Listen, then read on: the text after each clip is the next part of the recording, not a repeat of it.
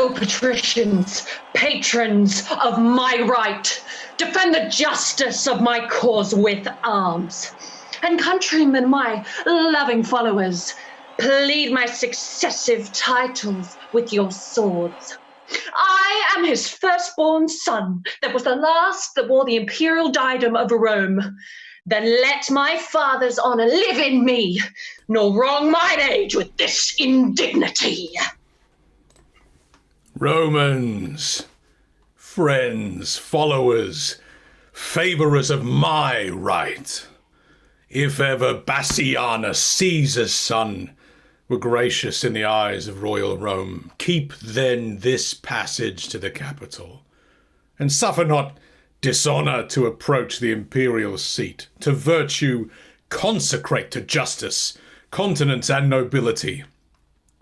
But let desert in pure election shine, and Romans, fight for freedom in your choice. Princes that strive by factions and by friends ambitiously for rule and empery, know that the people of Rome, for whom we stand a special party, have by common voice an election for the Roman empery chosen Andronicus, surnamed Pius, for many good and great deserts to Rome. A nobler man, a braver warrior lives not this day within the city walls. He by the Senate is acquitted home from weary wars against the barbarous Goths, that, with his sons, a terror to our foes, hath yoked a nation strong, trained up in arms. 10 years are spent since first he undertook this cause of Rome, and chastised with arms our enemy's pride. 5 times he hath returned, bleeding to Rome, bearing his valiant sons in coffins from the field. And now at last, laden with horror spoils, returns the good Andronicus to Rome, renowned in Titus, flourishing in arms. Let us entreat, by honour of his name, whom worthily you would have now succeed, and in the Capitol and Senate's right, whom you pretend to honour and adore, that you withdraw you and abate your strength. Dismiss your followers, and as suitors should, plead your deserts in peace and humbleness. How fair the tribune speaks to calm my thoughts. Marcus Andronicus, so I do ally in thy uprightness and integrity, and so I love and honour thee and thine, thy noble brother Titus and his sons, and her to whom my thoughts are humbled all, gracious Lavinia, Rome's rich ornament, that I will here dismiss my loving friends, and to my fortunes and the people's favour commit my cause in balance to be weighed. Friends that have been thus forward in my right, I thank you all, and here dismiss you all. And to the love and favour of my country, commit myself, my person, and the cause. Rome, be as just and gracious unto me, as I am confident and kind to thee. Open the gates and let me in. Tribunes and me, a poor competitor. Romans, make way. The good Titus Andronicus, patron of virtue, Rome's best champion, successful in the battles that he fights, with honour and with fortune is returned, from where he circumscribed with his sword and brought to yoke the enemies of Rome.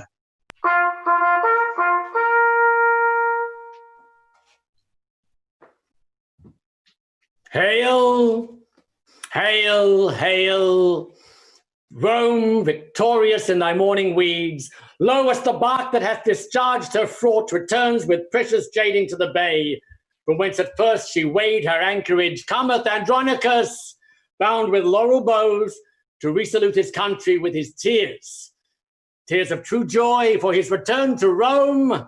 Thou great defender of this capital, stand gracious to the rights that we intend. Romans of 25 valiant sons, half of the number that King Priam had. Behold, the poor remains, alive and dead. These that survive, let Rome reward with love. These that I bring unto their latest home with burial amongst their ancestors. Here, Goths have given me leave to sheathe my sword.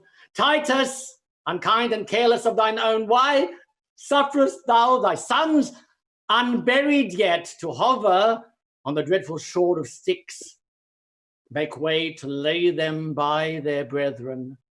There greet in silence as the dead are wont, and sleep in peace, slain in your country's wars. O sacred receptacle of my joys, sweet cell of virtue and nobility, how many sons of mine hast thou in store, that wilt thou never render to me more? Give us the proudest prisoner of the Goths, that we may hew his limbs, and on a pile ad manus fratrum sacrifice his flesh before this earthly prison of their bones. And so the shadows be not unappeased, nor we disturbed with prodigies on earth. I give him you, the noblest that survives, the eldest son of this distressed queen. Hey, Roman brethren, gracious conqueror, victorious Titus, rue the tears I shed. A mother's tears and passion for her son, and if thy sons were ever dear to thee, oh, think my son to be as dear to me. Sufficeth not that we are brought to Rome to beautify thy triumphs and return captive to thee and to thy Roman yoke, but must my sons be slaughtered in the streets for valiant doings in their country's cause? Oh, if to fight for king and commonweal were piety in thine, it is in these. Andronicus, stain not thy tomb with blood. Wilt thou draw near the nature of the gods? Draw near them then in being merciful. Sweet mercy is nobility's true badge. Thrice noble Titus, spare my firstborn son. Patient yourself, madam, and pardon me.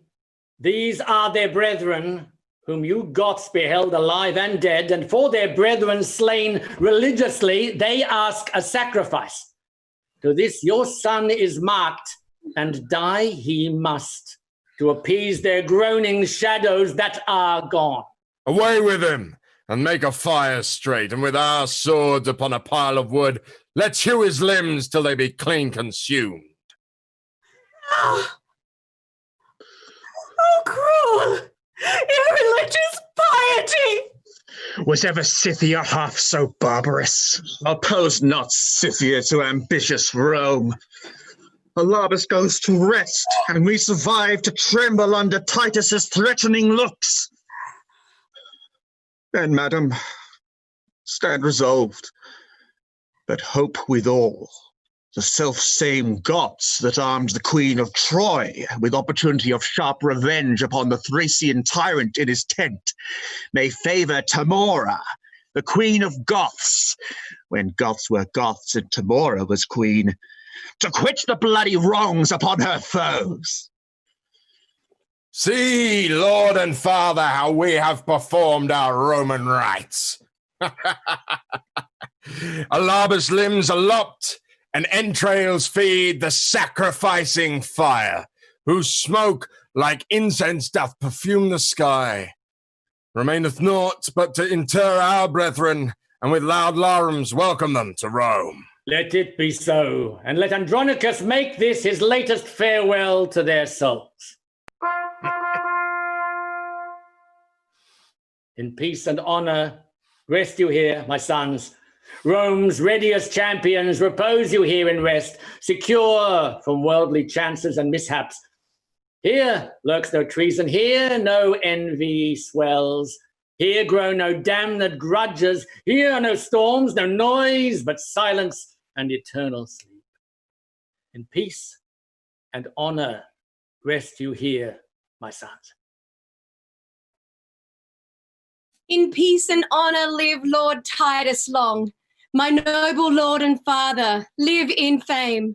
Lo, at this tomb my tributary tears I render for my brethren's obsequies, and at thy feet I kneel with tears of joy shed on the earth for thy return to Rome. Oh, bless me here with thy victorious hand, whose fortunes Rome's best citizens applaud.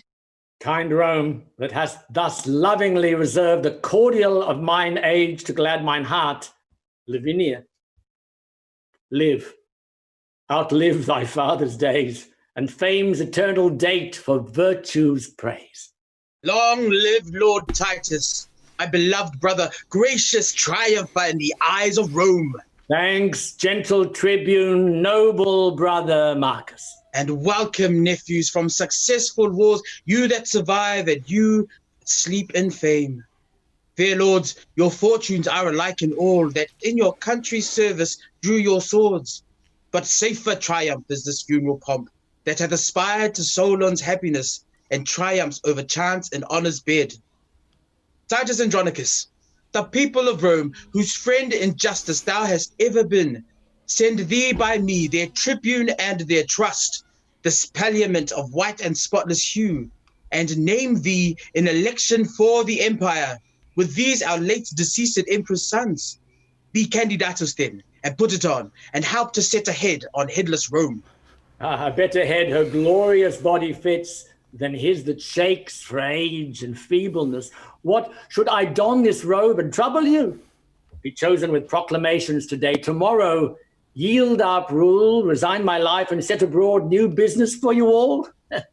Rome, I have been thy soldier 40 years and led my country's strength successfully, and buried 21 valiant sons, knighted in field, slain manfully in arms, in right and service of their noble country. Give me a staff of honor for mine age, but not a scepter to control the world. Upright he held it, lords, that held it last. Titus, thou shalt obtain and ask the empery. A proud and ambitious tribune, canst thou tell? Patience, Prince Saturninus. Romans, do me right. Patricians, draw your swords and sheath them not till Saturninus be Rome's emperor. Oh, Andronicus, wert thou were shipped to hell rather than rob me of the people's hearts. Proud Saturnine, interrupter of the good that noble-minded Titus means to thee. Content thee, Prince, I will restore to thee the people's hearts and wean them from themselves.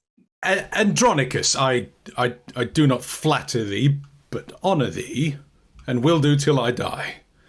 My faction, if thou are strengthened with thy friends, I will most thankful be, and thanks to men of noble minds is honourable meed. People of Rome, and people's tribunes here, I ask your voices and your suffrages, will you bestow them friendly on Andronicus? To gratify the good Andronicus and gratulate his safe return to Rome, the people will accept whom he admits. Tribune, I thank you, and this suit I make, that you create your emperor's eldest son, Lord Saturnine, whose virtues will, I hope, reflect on Rome as Titans raise on earth and ripen justice in this commonweal. Then, if you will elect by my advice, crown him and say, long live the emperor. With voices and applause of every sort, patricians and plebeians, we create Lord Saturninus, Rome's great emperor, and say, long live our Emperor Saturnine.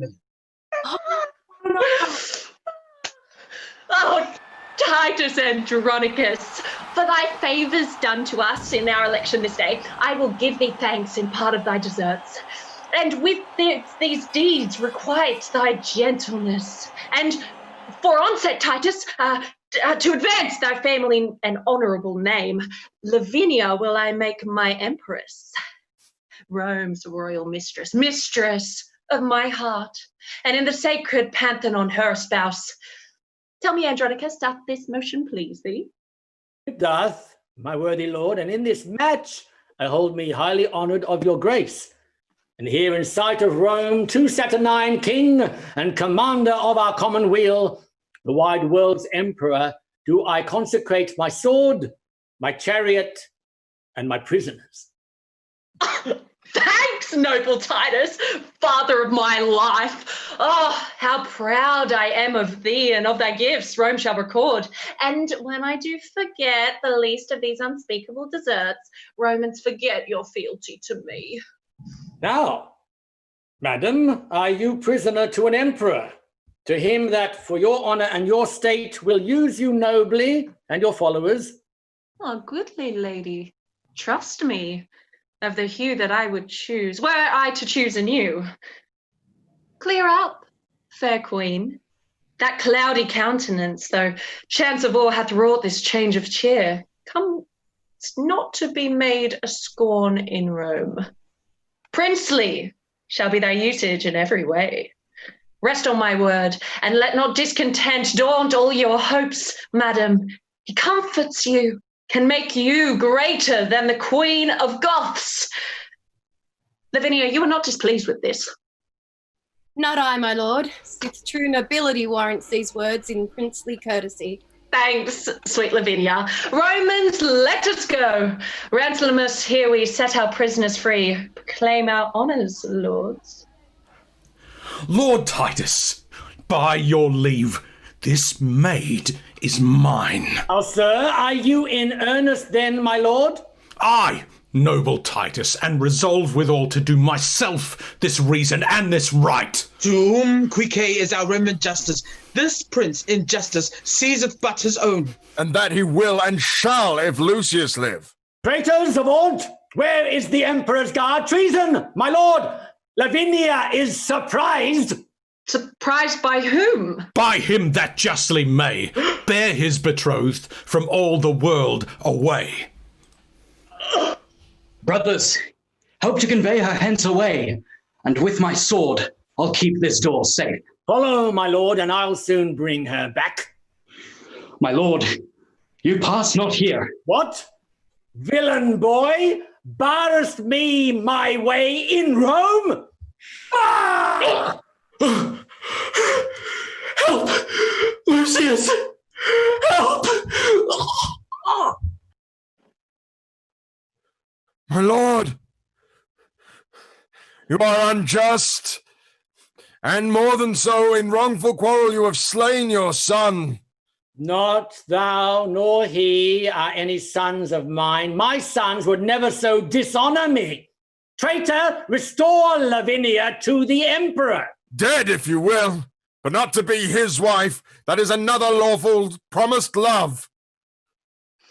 No, Titus, no. The emperor needs not her, nor thee, nor any of thy stock. I'll trust by leisure him that mocks me once, thee never, nor thy traitorous haughty sons, confederates all thus to dishonor me. Was there none else in Rome to make us stale but Saturnine? Oh, full well, Andronicus, agree these deeds that the proud brag of thine that saidst I begged the empire at thy hands. Oh, monstrous, what reproachful words are these? Go thy ways, go. Give that changing peace to him that flourisheth for her with his sword. A valiant son-in-law thou shalt enjoy, one fit to bandy with lawless sons, to ruffle in the commonwealth of Rome. These words are razors to my wounded heart. And therefore, lovely TAMORA, queen of Goths, that like the stately Phoebe mongst her nymphs dost overshine the gallant dames of Rome.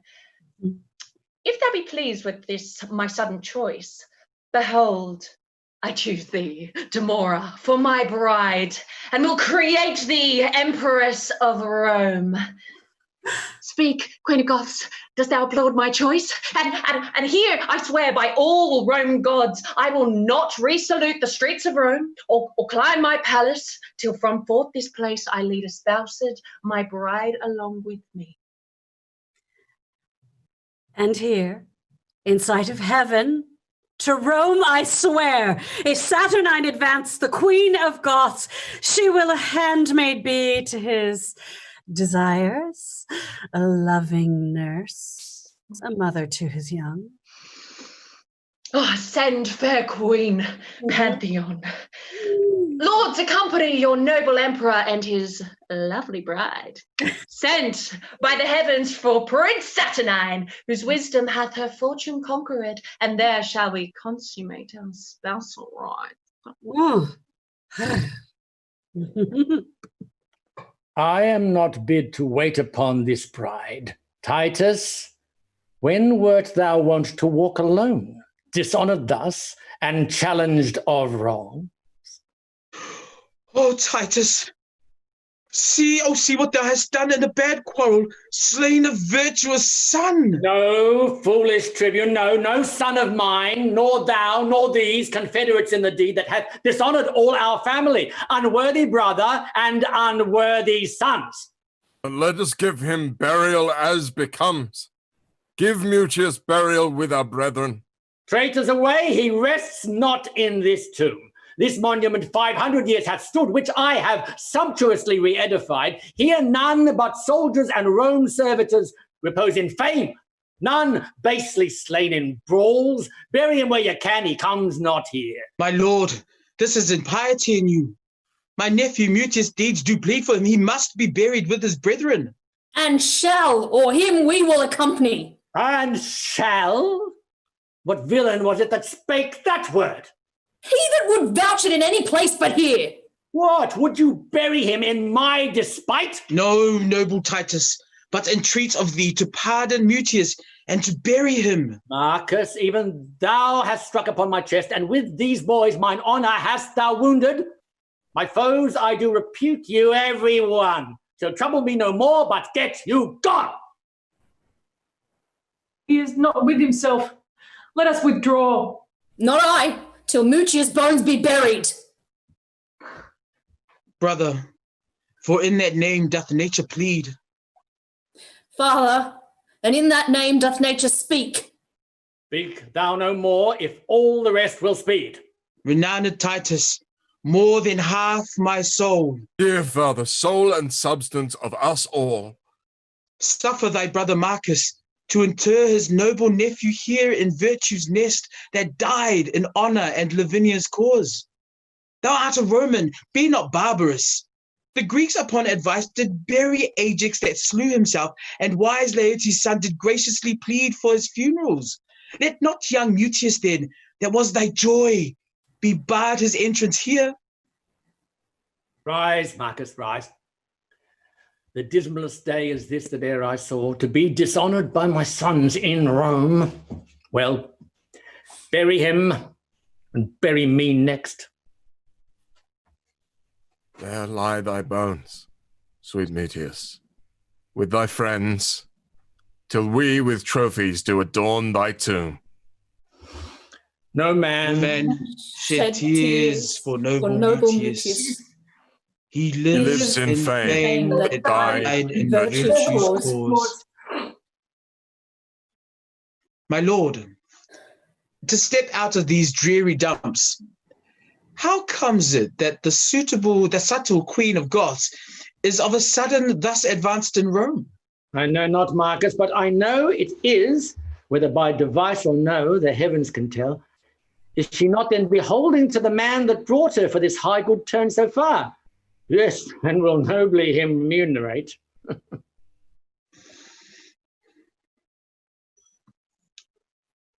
Oh, so, Bassianus, you have played your prize. God give you joy, sir, of your gallant bride. And you of yours, my lord. I say no more, nor wish no less, and so I take my leave. Oh, traitor!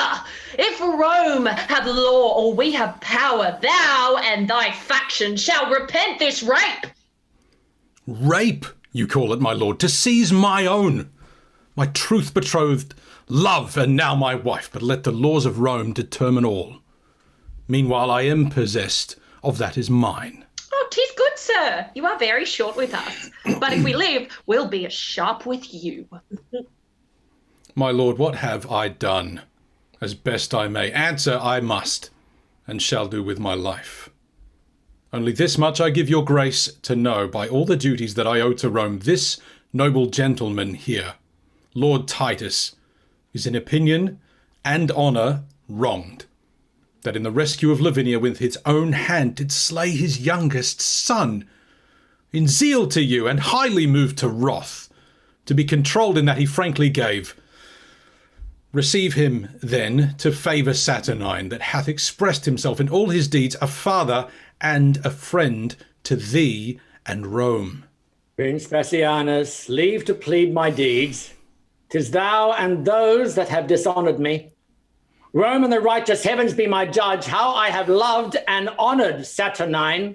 My worthy lord, if ever TAMORA were gracious in those princely eyes of thine, then hear me speak indifferently for all.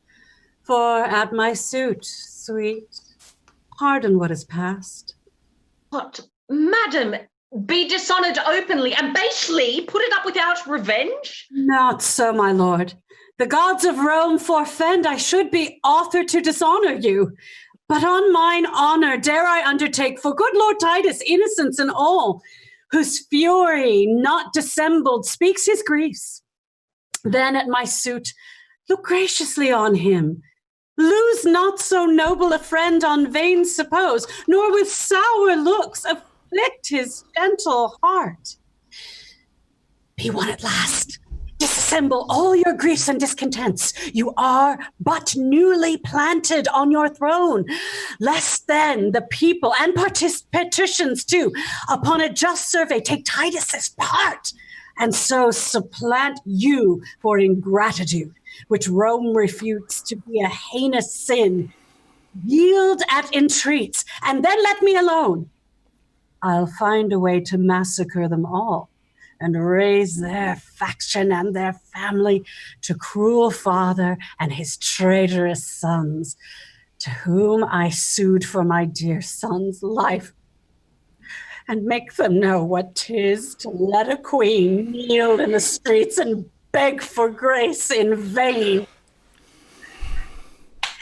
Come, sweet emperor, come, Andronicus.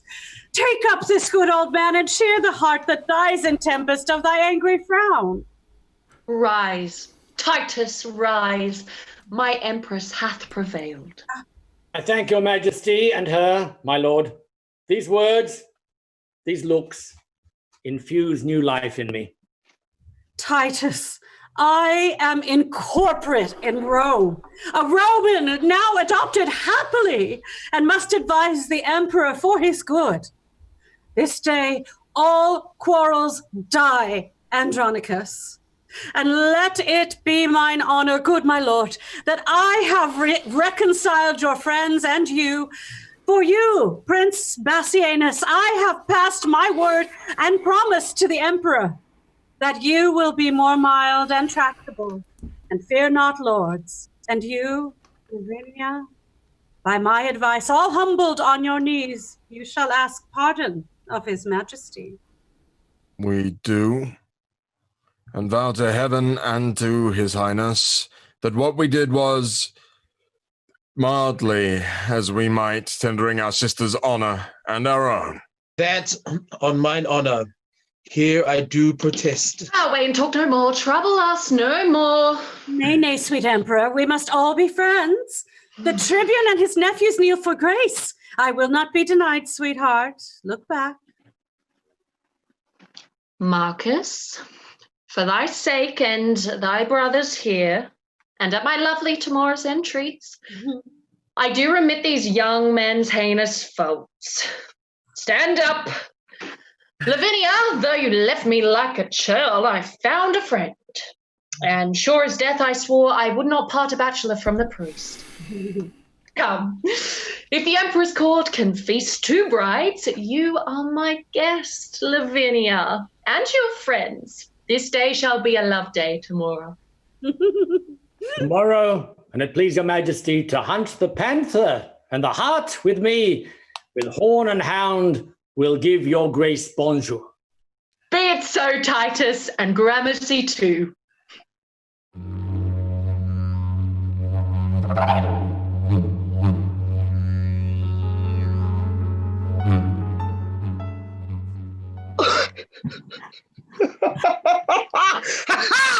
Ho! Now climbeth TAMORA's Olympus top, safe out of fortune shot, and sits aloft. Oh! Secure of thunder's crackle lightning flash, advanced above pale envy's threatening reach.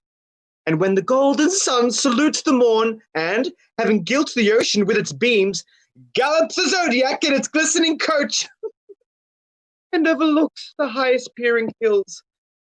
Oh, so, TAMORA, Upon her wit doth earthly honour wait, and virtue stoops and trembles at her frown.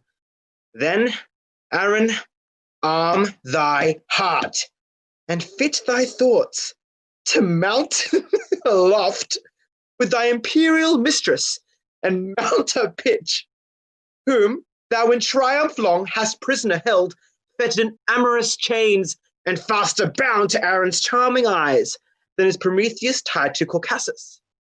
Away with slavish weeds and servile thoughts, I will be bright, and shine in pearl and gold, to wait upon this new-made empress. To wait, said I, to wanton with this queen, this goddess, this Semiramis, this nymph, this siren, that will charm Rome Saturnine, and see his shipwreck and his common wheels. Hello, what storm is this? Chiron, thy years want wit, thy wit wants edge and manners to intrude where I am graced, and may, for aught thou knowest, affected be. Demetrius, thou dost overween in all, and so in this, to bear me down with braves. 'Tis not the difference of a year or two makes me less gracious or thee more fortunate. I am as able and as fit as thou to serve and to deserve my mistress's grace, and that my sword upon thee shall approve and plead my passions for Lavinia's love. Clubs, clubs, these lovers will not keep the peace. My boy, although our mother, unadvised, gave you a dancing rapier by your side, are you so desperate grown to threat your friends? Go to, have your lath glued within your sheath till you know better how to handle it. Meanwhile, sir, with the little skill I have, full well shalt thou perceive how much I dare. Hey, boy, grow ye so brave? Why now, lords? So near the emperor's palace dare you draw and maintain such a quarrel openly? Full well I watched the ground and all its grudge. I would not for 1,000,000 gold. The cause were known to them it most concerns. Nor would your noble father for so much more be dishonoured in the court of Rome. For shame put up. Oh, not I, until I have sheathed my rapier in his bosom, and withal thrust these reproachful speeches down his throat that he hath breached in my dishonour here. Well, but I am prepared and full resolved. Foul-spoken coward, thou thunderest with thy tongue, and with thy weapon nothing darest perform. Away, I say. Now, by the gods that warlike Goths adore, this petty babble will undo us all. Why, lords, and think you not know how dangerous it is to jet upon a prince's right? What? Is Lavinia then become so loose, or Bassianus so degenerate, that for her love such quarrels may be broached, without controlment, justice, or revenge? Young lords, beware, and should the empress know this discord's ground, the music would not please. I care not, I. Knew she and all the world, I love Lavinia more than all the world. Youngling, learn to make some meaner choice. Lavinia is thine elder brother's hope. Why, are ye mad? Or know ye not in Rome? How furious and impatient they be, and cannot brook competitors in love. I tell you, lords, you do but plot your deaths by this device. Aaron, 1,000 deaths would I propose to achieve her whom I love. To achieve her? How? Why makest it thou so strange? She is a woman, therefore may be wooed. She is a woman, therefore may be won. She is Lavinia, and therefore must be loved. What man? More water glideth by the mill than what's the miller of. And easy it is of a cut loaf to steal a shive. We know. Though Bassianus be the emperor's brother, better than he have worn the Vulcan's badge. Aye, and as good as Saturnus may be. Then why should he despair that knows how to court it with words, fair looks, liberality? What, hast thou not often full struck a doe and borne her cleanly by the keeper's nose? Why, then it seems some certain snatch or show would serve your turns. Aye, so the turn was served. Aaron, thou hast hit it.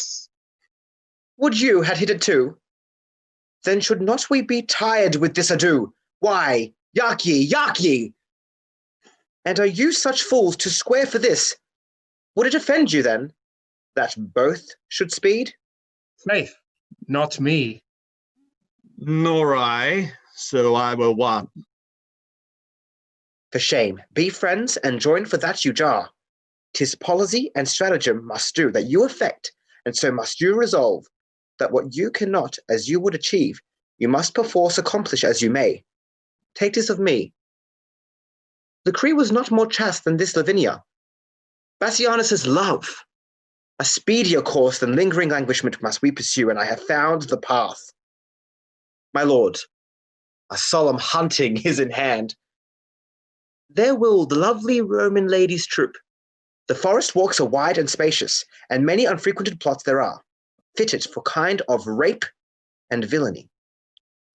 Single you thither, then this dainty doe, and strike her by home by force, if not by words. This way, or not at all, stand you in hope. Come, our empress, with her sacred wit, to villainy inventions consecrate, we will acquaint her all that we intend, and she shall fire our engines with advice, that you will not suffer to square yourselves, but to your wishes height advance you both. The empress's court is like the house of fame, the palace full of tongues of eyes and ears. The woods are ruthless, dreadful, deaf, and dull. There speak and strike, brave boys, and take your turns. There serve your lusts, shadowed from heaven's eye, and revel in Lavinia's treasury. Thy counsel, lad, smells of no cowardice. Sit fast, or sniff fast, till I find a stream to cool this heat, a charm to calm these fits. Per stiga, per mains vichor.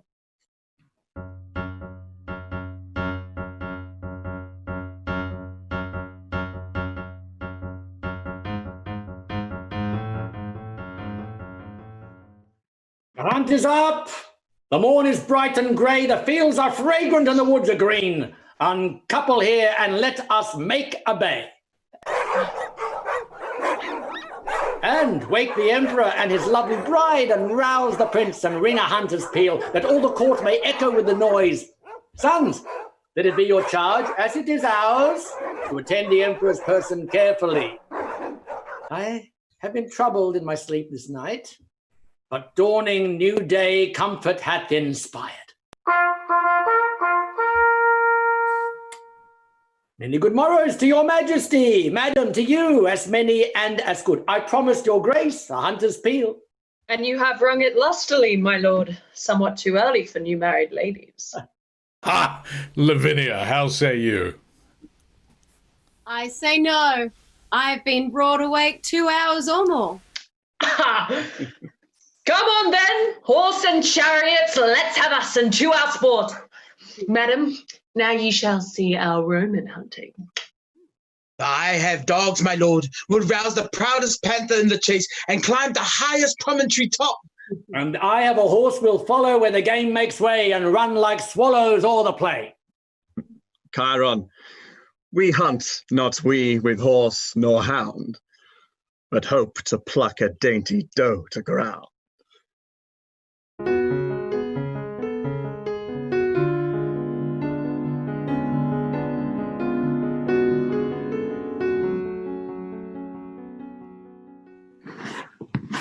He that had it wit would think I had none, to bury so much gold under a tree, and never after to inherit it.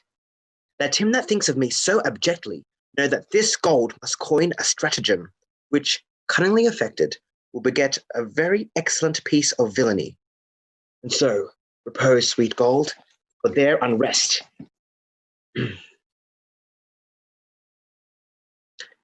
That have their arms out of the empress's chest.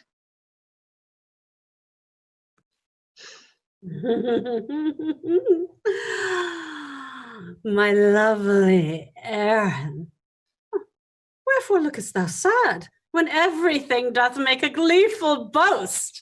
The birds chant melody on every bush, the snakes lie rolled in the cheerful sun, the green leaves quiver with the cooling wind, and make a checkered shadow on the ground. Under their sweet shade, Aaron, let us sit, and whilst the babbling echo mocks the hounds, replying shrilly to the well-tuned horns, as if a double hunt were heard at once, let us sit down and mark their yelping noise, and after conflict such as was supposed, the wandering prince and Dido once enjoyed it, when with a happy storm they were surprised, and curtained with a counsel-keeping cave, we may, wreathed in each other's arms, our pastimes done, possess a golden slumber, whilst hounds and horns and sweet melodious birds be unto us as in a nurse's song of lullaby to bring her babe to sleep.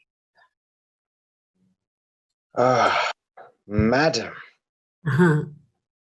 though Venus governs your desires, Saturn is dominator over mine.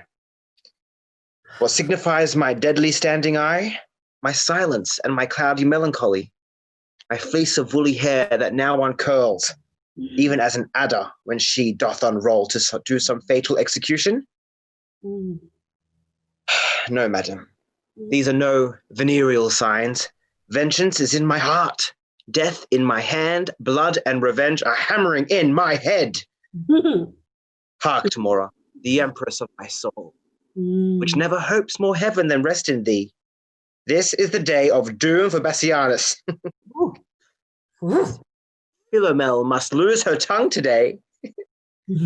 Thy sons take pillage of her chastity and wash their hands in BASSIANUS' blood. Oh, seest thou this letter? I take it. Take it up, I pray thee, and give the king this fatal plotted scroll. Now question me no more, we are espied. Here comes a parcel of our hopeful booty, which dreads not yet the live's destruction. Ah, sweet, more sweeter to me than life. No more, great empress. BASSIANUS comes, be cross with him, and I'll go fetch thy sons to back thy quarrels, whatsoever they be. Who have we here? Rome's royal empress, unfurnished of her well-beseeming troop. Or is it Diane, habited like her, who hath abandoned her holy groves to seek the general hunting in this forest?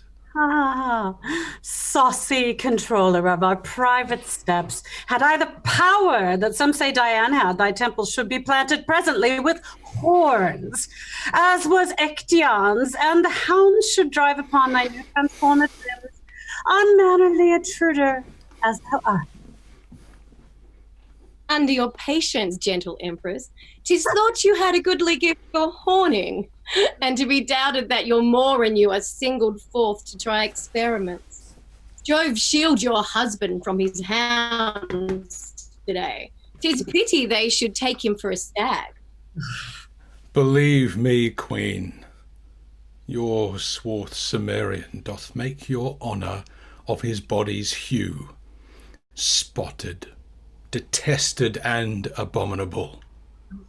Why are you sequestered from all your train, dismounted from your snow-white, goodly steed, and wandered hither to an obscure plot, accompanied but with a barbarous Moor, if foul desire had not conducted you? And being intercepted in your sport, great reason that my noble lord be rated for sauciness. I pray you, let us hence, and let her joy her raven-coloured love. This valley fits the purpose passing well. The king, my brother, shall have note of this. For these slips have made him noted long. Good king to be so mightily abused. Why have I impatience to endure all this? How now, dear sovereign and our gracious mother? Why doth your highness look so pale and wan? Have I not reason, think you, to look pale? These two have ticed me hither to this place. A barren, detested vale, you see it is. The trees, though some are yet forlorn and lean, o'ercome with moss and pale mistletoe. Here never shines the sun. Here nothing breeds unless the nightly owl or fatal raven.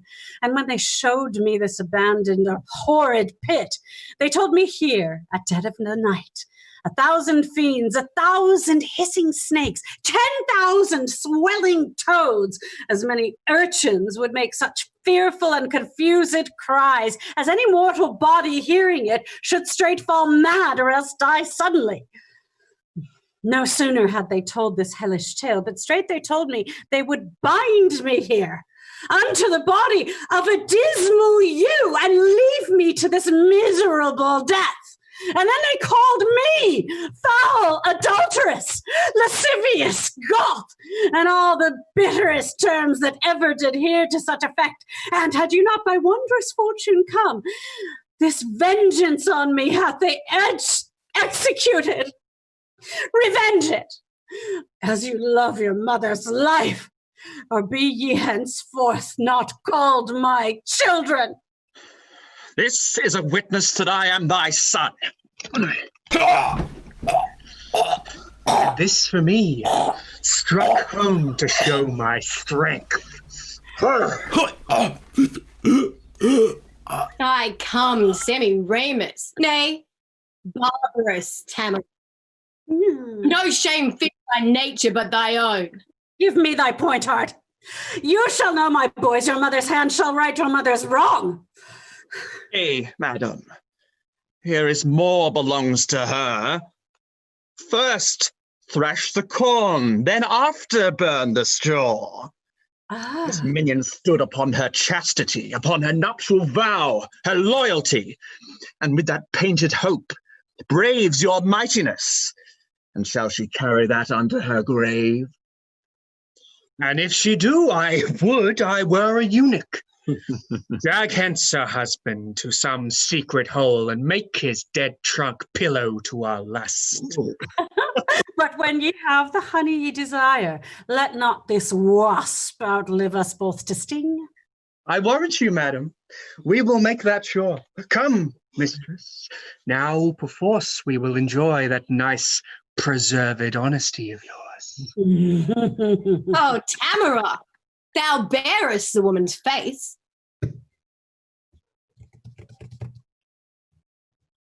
I will not hear her speak. Away with her. Gods, entreat her hear me but a word.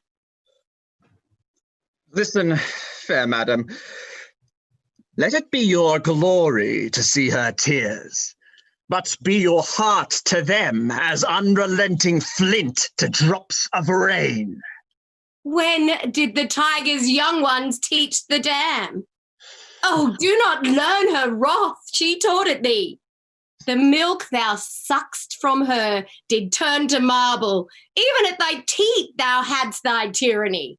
Yet every mother breeds not sons alike. Do you entreat her show a woman pity? What? Wouldst thou have me prove myself a bastard? 'Tis true.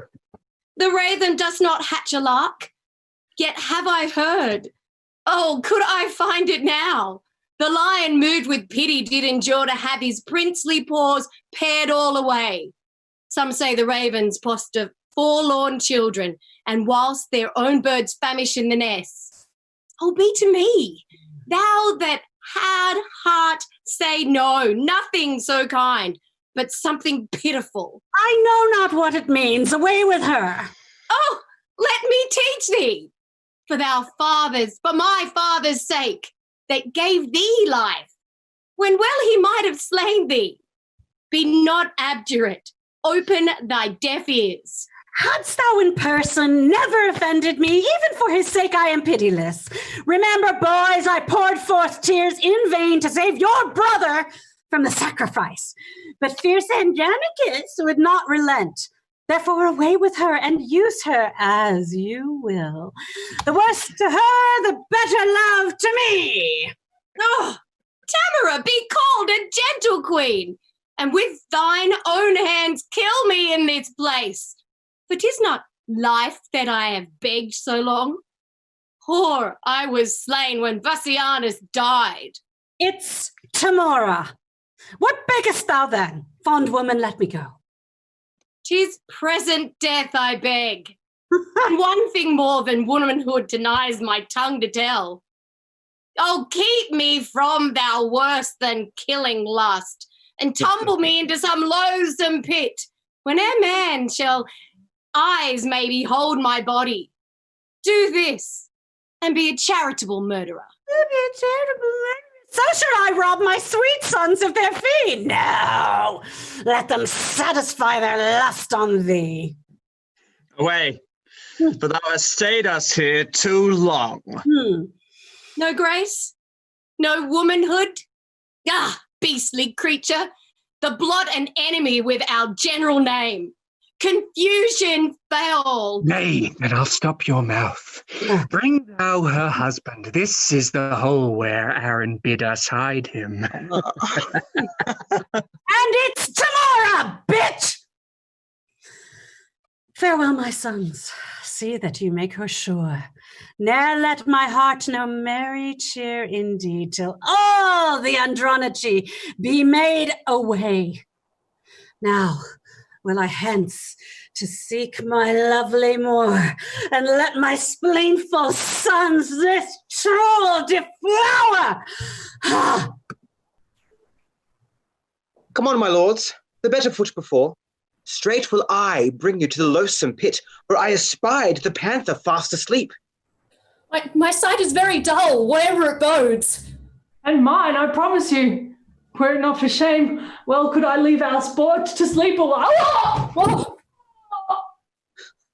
What, art thou fallen? What subtle hole is this, whose mouth is covered with rude growing briars, upon whose leaves are drops of new shed blood, as fresh as morning dew distilled on flowers? Oh, a very fatal place, it seems to me. Oh, speak, brother, hast thou hurt thee with the fall?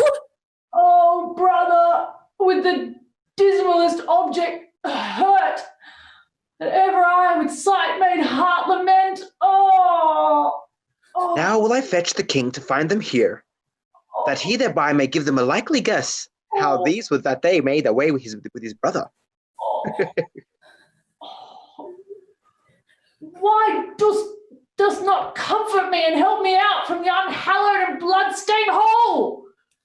I am surprised with an uncouth fear. A chilling sweat overruns my trembling joints. My heart suspects more than mine eye can see. To prove thou hast a true divining heart, Aaron and thou look down into this den and see a fearful sight of blood and death. Aaron is gone, and my compassionate heart will not permit mine eyes once to behold the thing whereat it trembles by surmise. Oh, tell me how it is, for ne'er till now was I a child to fear I know not what. Oh, Lord BASSIANUS lies and brood here, all in a heap, like to a slaughtered lamb.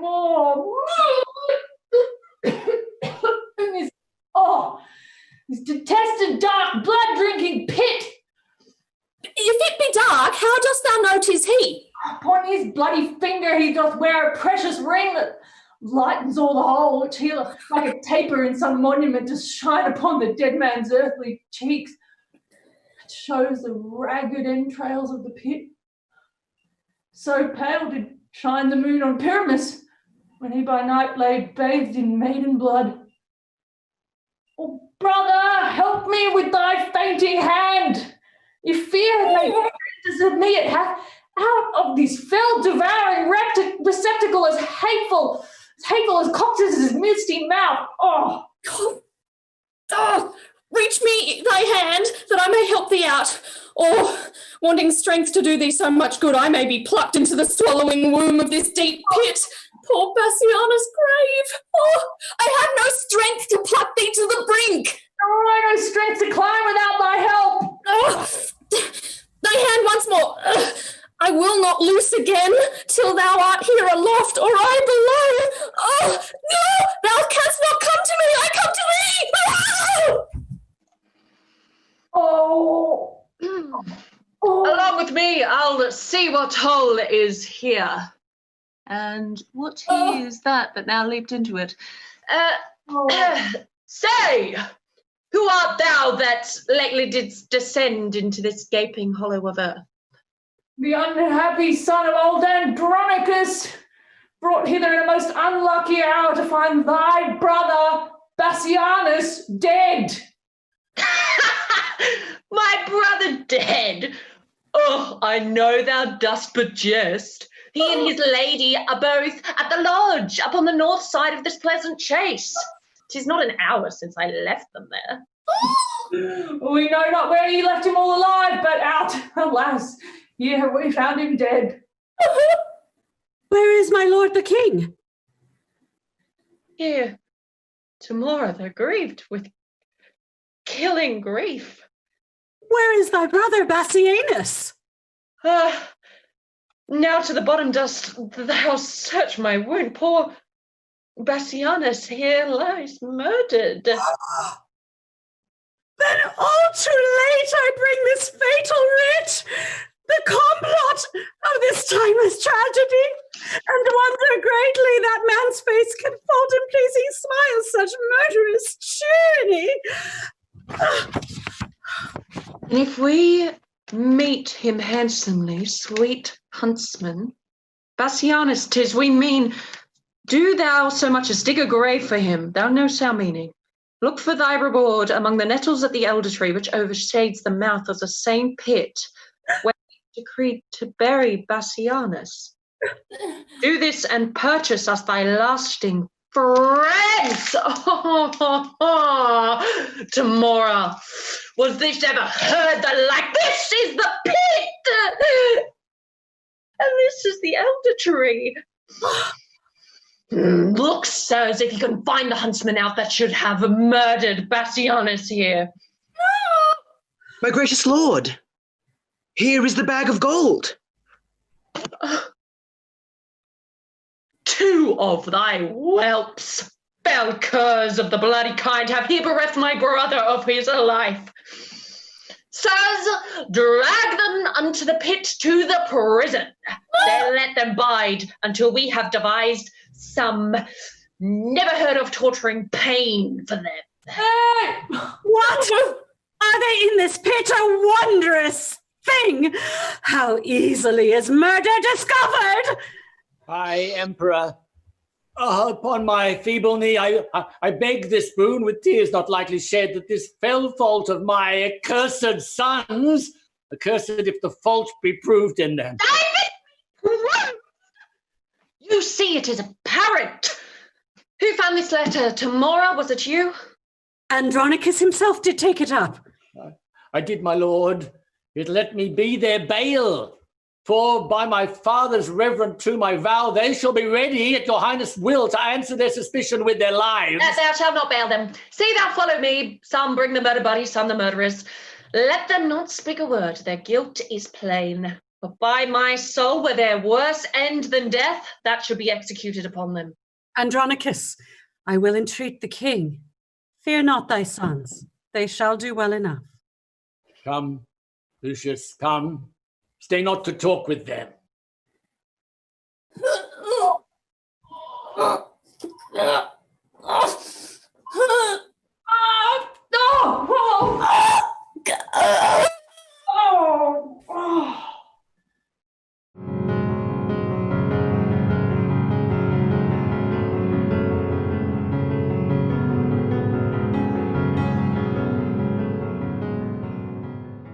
So, now, go tell, and if thy tongue can speak, who 'twas that cut thy tongue and ravished thee.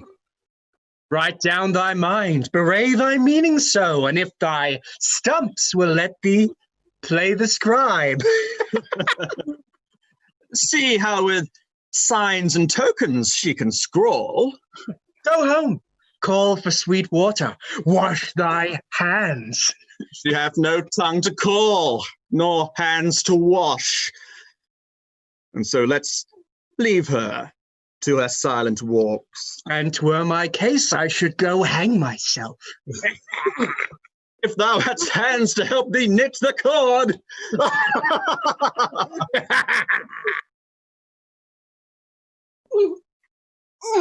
What's this? My niece that flies away so fast. Cousin, a word. Where is your husband? Oh, if I do dream, would all my wealth would wake me. If I do wake, some planet strike me down that I may slumber in eternal sleep.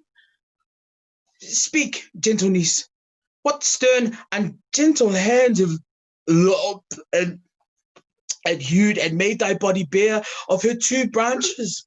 Those sweet ornaments whose circling shadows kings have sought to sleep in, and might not gain so great a happiness as have thy love. Why dost not speak to me? Alas, a crimson river of warm blood, like to a bubbling fountain stirred with wind, does rise and fall between thy rosed lips, coming and going with thy honey breath. But sure, some Tyreus hath deflowered thee, and lest thou shouldst detect him, cut thy tongue. Ah, now thou turnst away thy face for shame, and notwithstanding all this loss of blood, as from a conduit with three issuing spouts, yet do thy cheeks look red as Titan's face, blushing to be encountered with a cloud.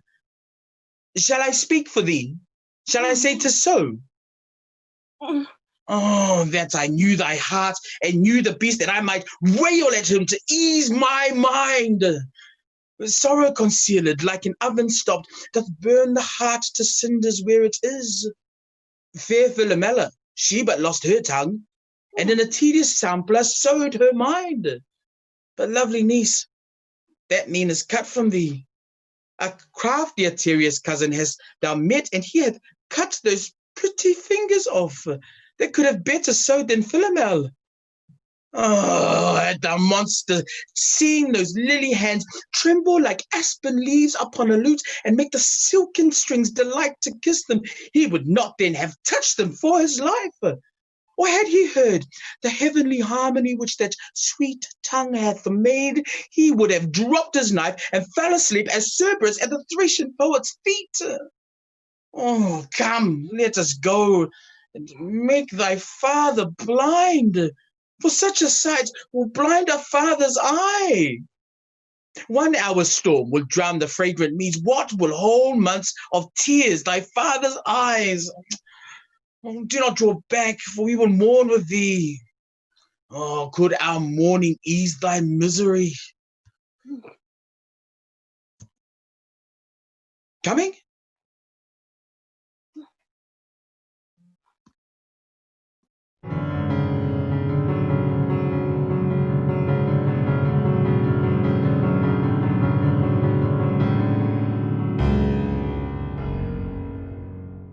Hear me, great fathers, noble tribunes, stay. For pity of mine age, whose youth was spent in dangerous wars, while you securely slept. For all my blood in Rome's great quarrel shed, for all the frosty nights that I have watched, and for these bitter tears which now you see filling my aged wrinkles in my cheeks, be pitiful to my condemned sons, whose souls are not corrupted, as 'tis thought. For 22 sons I never wept, because they died in honor's lofty bed. For these tribunes, in the dust I write my heart's deep languor and my soul's sad tears. Let my tears stanch the earth's dry appetite. My sons' sweet blood will make it shame and blush. Oh, earth, I will befriend thee more with rain that shall distill from these two ancient urns than youthful April shall with all his showers. In summer's drought I'll drop upon thee still. In winter, with warm tears I'll melt the snow and keep eternal springtime on thy face, so thou refuse to drink my dear son's blood. Oh, reverend tribunes, O gentle, aged men, unbind my sons, reverse the doom of death, and let me say that never wept before, my tears are now prevailing orators. Noble father, you lament in vain. The tribunes hear you not, no man is by, and you recount your sorrows to a stone. Lucius, for thy brothers let me plead, grave tribunes, once more I entreat of you. My gracious lord, no tribune hears you speak. Why? 'Tis no matter, man. They did hear. They would not mark me. Or if they did mark, they would not pity me. Yet plead I must. Therefore I tell my sorrows to the stones, who though they cannot answer my distress, yet in some sort they are better than the tribunes, for that they will not intercept my tale. When I do weep, they humbly at my feet receive my tears and seem to weep with me. And were they but attired in grave weeds, Rome could afford no tribune to these. A stone is soft as wax, tribunes more hard than stone. A stone is silent and offendeth not, and tribunes with their tongues do men to death. But wherefore standest thou with weapons drawn? To rescue my two brothers from their death, for which attempt the judges have pronounced my everlasting doom of banishment. O happy man, they have befriended thee. Why, foolish Lucius, dost thou not perceive that Rome is but a wilderness of tigers? Tigers must prey, and Rome affords no prey but me and mine. How happy art thou then from these devourers to be banished? But who comes with our brother Marcus here? Titus, prepare thy aged eyes to weep, or if not so, thy noble heart to break. I bring consuming sorrow to thine age. Will it consume me? Let me see it then. This was thy daughter. Why, Marcus, so she is? Why me? This object kills me. Faint-hearted boy, arise. Look upon her. Speak, Lavinia. What accursed hand hath made thee handless in thy father's sight? Fool, hath added water to the sea? Or brought a faggot to bright-burning Troy?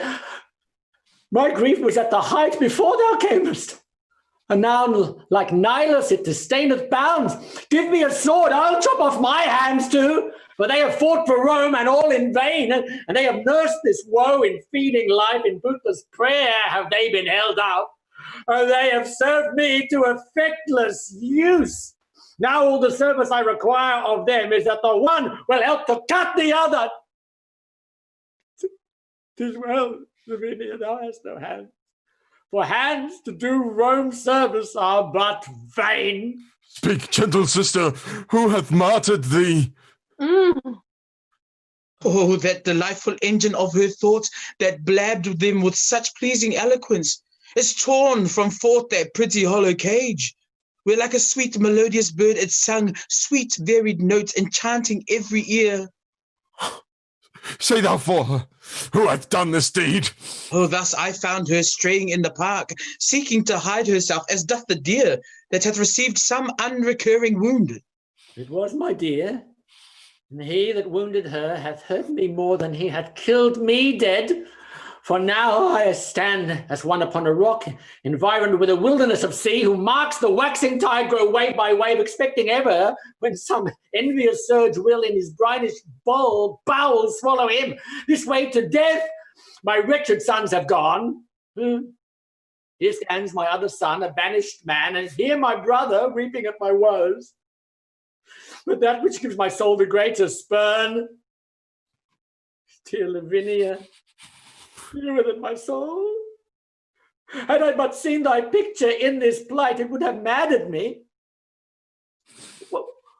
What shall I do now I behold thy lively body so?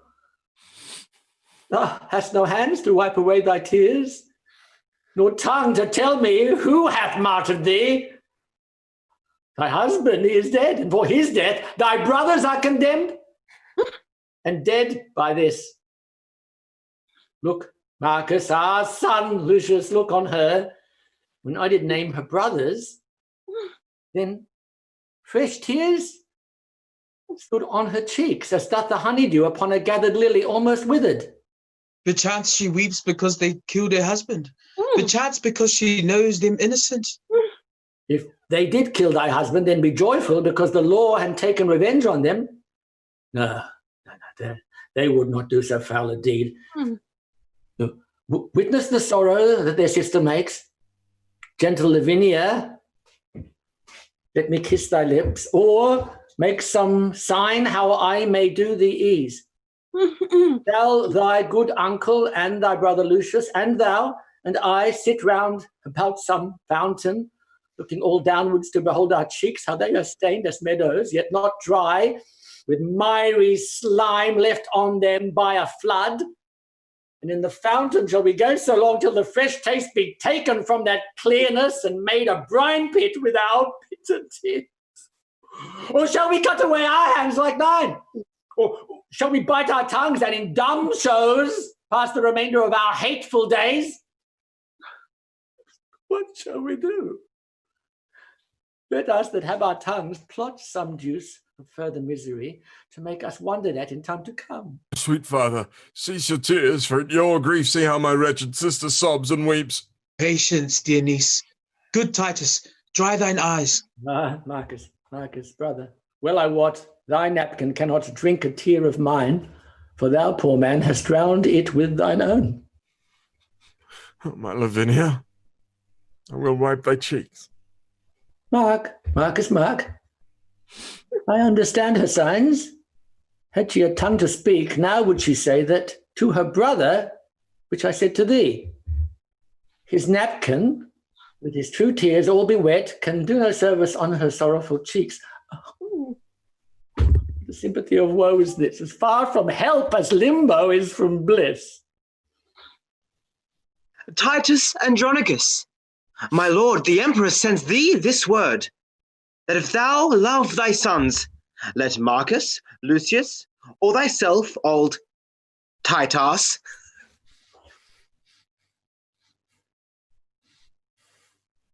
or any one of you, chop off your hand and send it to the king.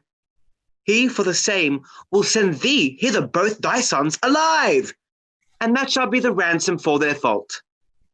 Oh, gracious emperor, O gentle Aaron, did ever raven sing so like a lark that gives sweet tidings of the sun's uprise?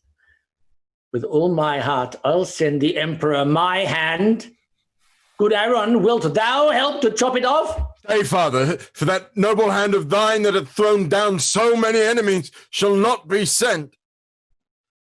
My hand will serve the turn. My youth can better spare my blood than you. Therefore mine shall save my brothers' lives. Which of your hands hath not defended Rome and reared aloft a bloody battle axe, writing destruction on the enemy's castle? Oh, none of both, but of high desert. My hand hath been but idle. Let it serve to ransom my two nephews from their death. Then have I kept it to a worthy end. Nay, come. Agree whose hand shall go along, for fear they die before their pardon come. My hand shall go. By heaven, it shall not go. Sirs, strive no more, such withered herbs as these are meet for plucking up, and therefore mine. Sweet father, if I shall be thought thy son, let me redeem my brothers both from death. And for our father's sake and mother's care, now let me show a brother's love to thee. Agree between you, I will spare my hand. Then I'll go fetch an axe. But I will use the axe. Come hither, Aaron. I'll deceive them both. Lend me thy hand. I will give thee mine. If that be called deceit, I will be honest, and never, whilst I live, deceive men so. But I'll deceive you in another sort, that you'll say ere half an hour pass, ha! Oh! Oh! Oh! Oh! No, stay your strife. Oh, what shall be is dispatched. Good Aaron, give his majesty my hand, huh? Tell him it was a hand that watched him and warded him from 1,000 dangers. Bid him bury it, more hath it merited. That let it have, just for my sons. Say I count of them as jewels, purchased at an easy price, and yet dear too, because I have bought mine own. I go, Andronicus, and for thy hand look by and by to have thy sons with thee. Their heads, I mean. Oh, how this villainy doth fat me with the very thoughts of it! Oh, let fools do good and fair men call for grace. Aaron will have his soul black like his face. Here I lift this one hand up to heaven and bow this feeble ruin to the earth. If any power pities wretched tears, to that I call. Oh, what wilt thou kneel with me? Oh, do then, dear heart, for heaven shall hear our prayers. Or with our sighs we'll breathe the welkin dim and stain the sun with fog as sometime clouds when they do hug him in their melting bosoms. Oh, brother, speak with possibilities and do not break into these deep extremes. Is not my sorrow deep, having no bottom? Then be my passions bottomless with them. But yet let reason govern thy lament. If there were reason for these miseries, then into limits could I bind my woes. When heaven doth weep, doth not the earth o'erflow? If the winds rage, doth not the sea wax mad, threatening the welkin with his big swollen face? And wilt thou have a reason for this coil? I am the sea. Hark how her sighs do blow. She's the weeping welkin, I the earth. Then must the sea be moved with her sighs. Then must my earth with her continual tears become a deluge, o'erflowed and drowned. For why my bowels cannot hide her woes, but like a drunken must I vomit them. Then give me leave, for losers will have leave to ease their stomachs with their bitter tongues.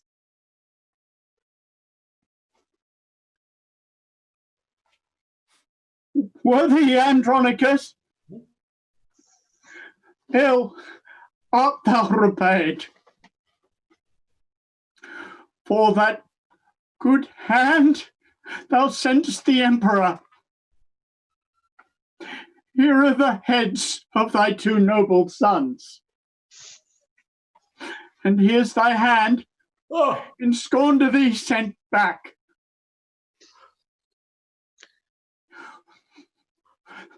Thy griefs their sports, thy resolution mocked. That woe is me to think upon my woes, more than remembrance of my father's death.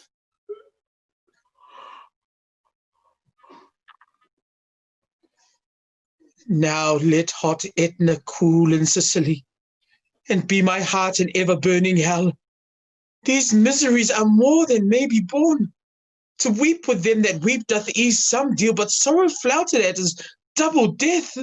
And this sight should make so deep a wound, and yet detested life not shrink thereat, that ever death should let life bear this name, where life hath no more interest but to breathe. Alas, poor heart, that kiss is comfortless, is frozen water to a starved snake. When will this fearful slumber have an end? Now farewell, flattery. Die, Andronicus. Thou dost not slumber. See thy 2 sons' heads, thy warlike hand, thy mangled daughter here, thy other banished son with his dear sight struck pale and bloodless, and thy brother I, even like a stony image, cold and numb. Ah, now no more will I control thy grief. Rend off thy silver hair, thy other head gnawing with thy teeth, and be this dismal sight the closing up of our most wretched eyes. Now is a time to storm. Why art thou still? Why dost thou laugh? It fits not with this hour. Why? I have not another tear to shed. Besides, this sorrow is an enemy, and would usurp upon my watery eyes and make them blind with tributary tears, and which way shall I find Revenge's cave? For these two heads do seem to speak to me, and threat me I shall never come to bliss till all these mischiefs be returned again, even in their throats that have committed them. Come, let me see what task I have to do. You, heavy people, circle me about that I may turn me to each one of you and swear unto my soul to right your wrongs. The vow is made. Come, brother, take a head, and in this hand I shall the other bear. Lavinia, thou art employed. These arms, bear thou my hand, sweet wench, between thy teeth. As for thee, boy, go get thee from my sight. Thou art an exile, and thou must not stay. Hie to the Goths, raise an army there. If you love me, as I think you do, let us kiss and part, for we have much to do.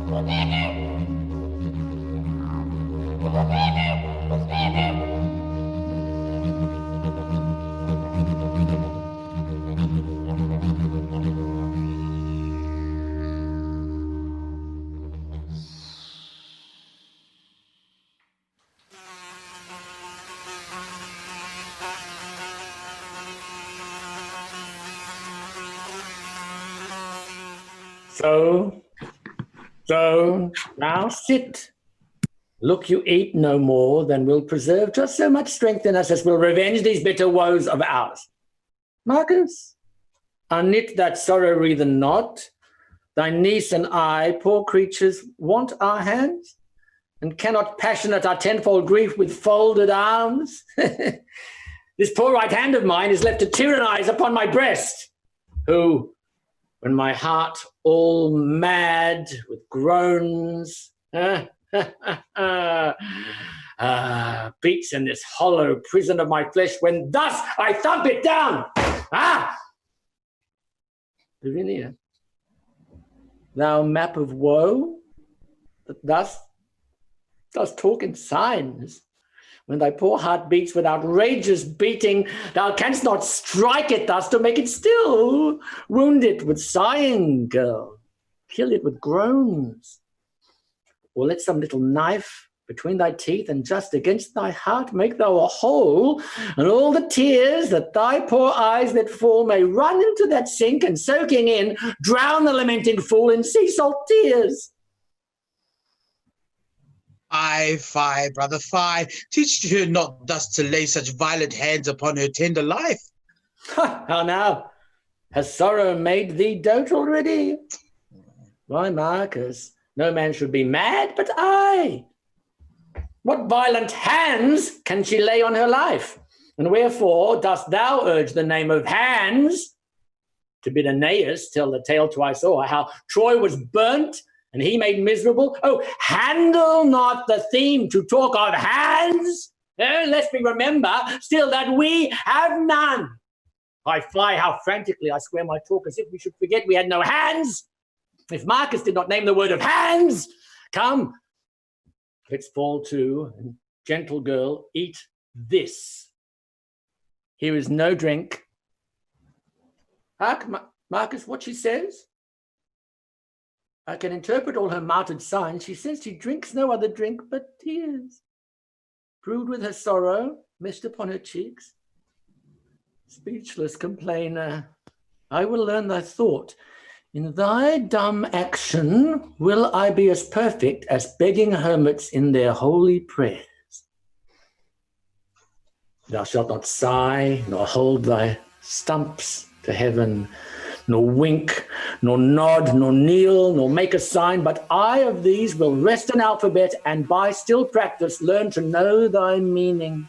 Good grandsire, leave these bitter deep laments. Make my aunt merry with some pleasing tale. Alas, the tender boy in passion moved doth weep to see his grandsire's heaviness. Peace, tender sapling.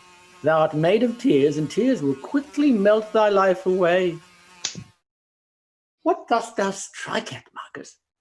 That I have killed, my lord, a fly. Out on thee, murderer! Thou kill'st my heart. Mine eyes are cloyed with view of tyranny. A deed of death done on the innocent becomes not Titus's brother. Get thee gone, I see thou art not for my company. Alas, my lord, I have but killed a fly. Ah, but how if that fly had a father and a mother?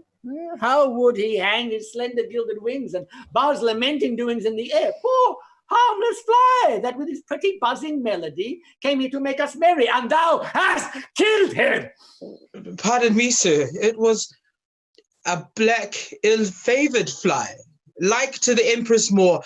Therefore I killed him.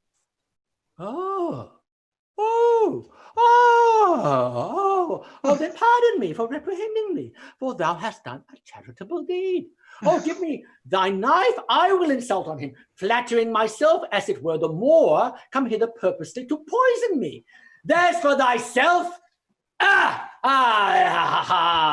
that's for TAMORA. Yes, I think. We are not brought so low that between us we can kill a fly that comes in likeness of a coal-black Moor. Alas, poor man, grief has so wrought on him, he takes false shadows for true substances. Come, take away, Lavinia, go with me. I'll to thy closet and go read with thee sad stories chanced in the times of old. Come, boy, go with me. Thy sight is young, and thou shalt read when mine begin to dazzle.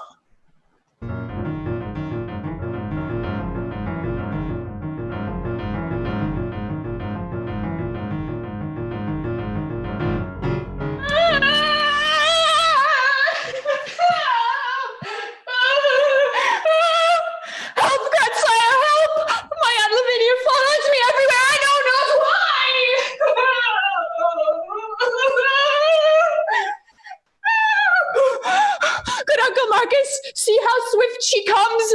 Alas, sweet aunt, I know not what you mean. Stand by me, Lucius. Do not fear thine aunt. She loves thee, boy, too well to do thee harm. Yes, of course. When my father was in Rome, she did. What means my niece Lavinia by these signs? Fear her not, Lucius. Somewhat doth she mean. See, Lucius, see how much she makes of thee. Huh? Some whither would she have thee go with her? Our boy Cornelia never more with care read to her sons than she hath read to thee sweet poetry and Tully's orator. Canst thou not guess wherefore she plies thee thus? My lord, I know not I, nor can I guess, unless some fit or frenzy do possess her. For I have heard my grandsire say full oft, extremity of griefs would make men mad. And I have read that Hecuba of Troy ran mad through sorrow. That made me to fear. Although, my lord, I know my noble aunt loves me as dear as e'er my mother did, and would not, but in fury, fright my youth, which made me down to throw my books and fly. Causeless, perhaps. But pardon me, sweet aunt, and madam, if my uncle Marcus go, I will most willingly attend your ladyship. Lucius, I will. How now, Lavinia? Marcus, what means this? Some book there is she desires to see. Which is it, girl, of these? Open them, boy. But thou art deeper read and better skilled. Come, and take choice of all my library, and so beguile thy sorrow till the heavens reveal the damned contriver of this deed.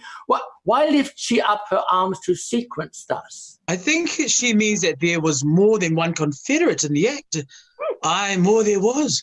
Or as to heaven she heaves them for revenge. Lucius, what book is that she tosseth so? Grandsire, 'tis Ovid's Metamorphoses. My mother gave it to me. For love of her that's gone, perhaps she culled it from among the rest. Soft, see how busily she turns the leaves. What would she find, Lavinia? Shall I read? This is the tragic tale of Philomel, and treats of Tiresias' treason and his rape. And rape, I fear, was root of thine annoy. See, brother, see. Note how she quotes the leaves. Lavinia, wert thou thus surprised, sweet girl? Ravished? Wronged? As Philomela was, forced in the ruthless vast and gloomy woods? See, such a place there is where we did hunt. Oh, we never hunted there. Patterned by that the poet here describes, by nature made for murders and for rapes. Oh, why should nature build so foul a den, unless the gods delight in tragedies? Give signs, sweet girl, for here are none but friends. What Roman lord was it durst do the deed, or slunk not Saturnine as Tarquin erst, that left the camp to sin in Lucretia's bed? Sit down, sweet niece. Brother, sit down by me. Apollo, Pallas, Jove, or Mercury, inspire me that I may this treason find. My lord, look here. Look here, Lavinia. This sandy plot is plain. Guide, if thou canst, this after me, when I have writ my name without the help of any hand at all.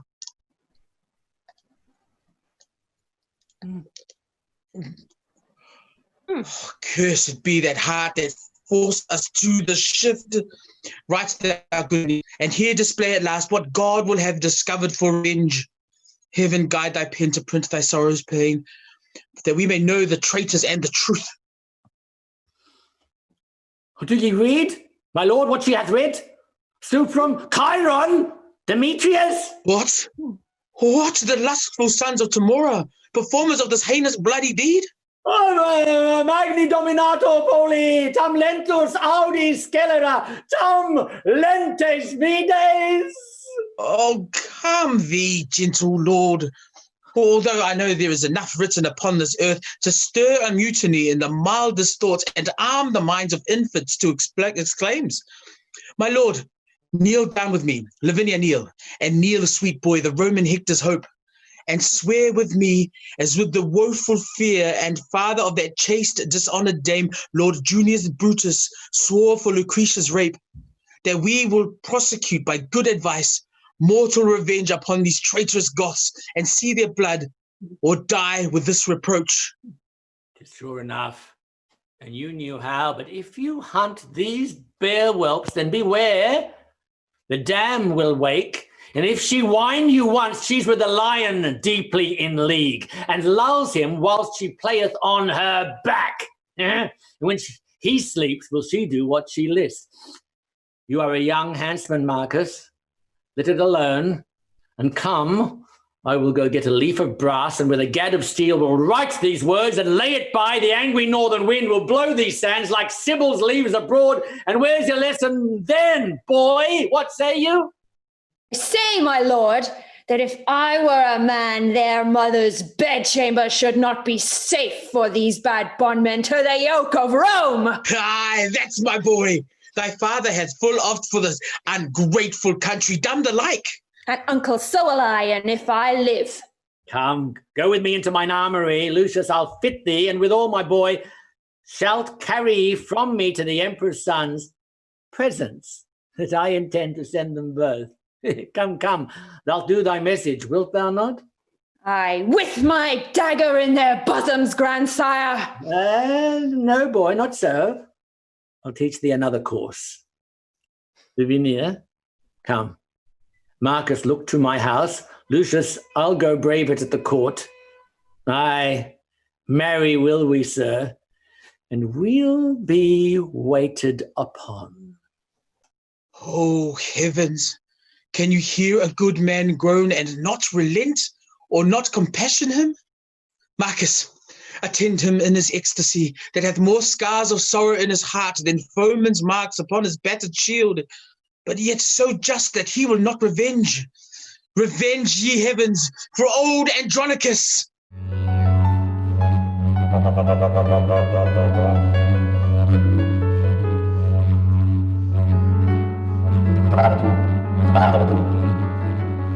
Demetrius is the son of Lucius. He hath some message to deliver us. Aye, some mad message from his mad grandfather. My lords, with all the humbleness I may, I greet your honors from Andronicus, and pray the Roman gods confound you both. Gramercy, lovely Lucius. What's the news? That you are both deciphered, that's the news, for villains marked with rape. May it please you, my grandsire, well advised, hath sent by me the goodliest weapons of his armory to gratify your honorable youth, the hope of Rome, for so he bade me say, and so I do. And with his gifts present your lordships that, whenever you have need, you may be armed and appointed well. And so I leave you both, like bloody villains. What's here? A scroll and written round about. Let's see. Integer vitae, scores quores, noni get mari jaculis, nekaku. Oh, 'tis a verse in Horace. I know it well. I read it in the grammar long ago. Aye, just a verse in Horace. Right, you have it. Oh, now what a thing it is to be an ass! Here's no sound jest. The old man hath found their guilt, and sends them weapons wrapped around the lines that wound beyond their feeling to the quick. But were our witty empress well afoot, she would applaud Andronicus's conceit. But let her rest in her unrest a while. And now, young lords, was not a happy star led us to Rome, strangers, and more than so, captives to be advanced to this height? It did me good before the palace gate to brave the tribune in this brother's hearing. But me more good to see so great a lord basely insinuate and send us gifts. Had he not reason, Lord Demetrius? Did you not use his daughter very friendly? I would we had 1,000 Roman dames at such a bay, by turn to serve our lust. A charitable wish, and full of love. Here lacks but your mother, for to say amen. And that would she for 20,000 more. Come, let us go, and pray to all the gods for our beloved mother in her pains. Pray to the devils, the gods have given us over. Why do the emperor's trumpets flourish thus? Belike, for joy the emperor hath a son. Who comes here? Good morrow, lords. Oh, tell me, did you see Aaron the Moor? Well, more or less. Never a whit at all. Here Aaron is. And what with Aaron now? Oh, gentle Aaron, we are all undone. Now help, or woe betide thee evermore. Why? What a caterwauling dost thou keep? What dost thou wrap and fumble in the arms? Please, that which I would hide from heaven's eye, our empress's shame and stately Rome's disgrace. She is delivered, Lord, she is delivered. To whom? I mean, she is brought to bed. Well, God give her good rest. What hath he sent her? A devil. Why, then she is the devil's dam, a joyful issue. A joyless, dismal, black, and sorrowful issue. Here is the babe, as loathsome as a toad amongst the fairest breeders of our clime. The empress sends it thee, thy stamp, thy seal, and bid thee christen it with thy dagger's point. Zounds, ye whore! Is black so base a hue? Oh, sweet blouse, you are a beauteous blossom sure. Villain, what hast thou done?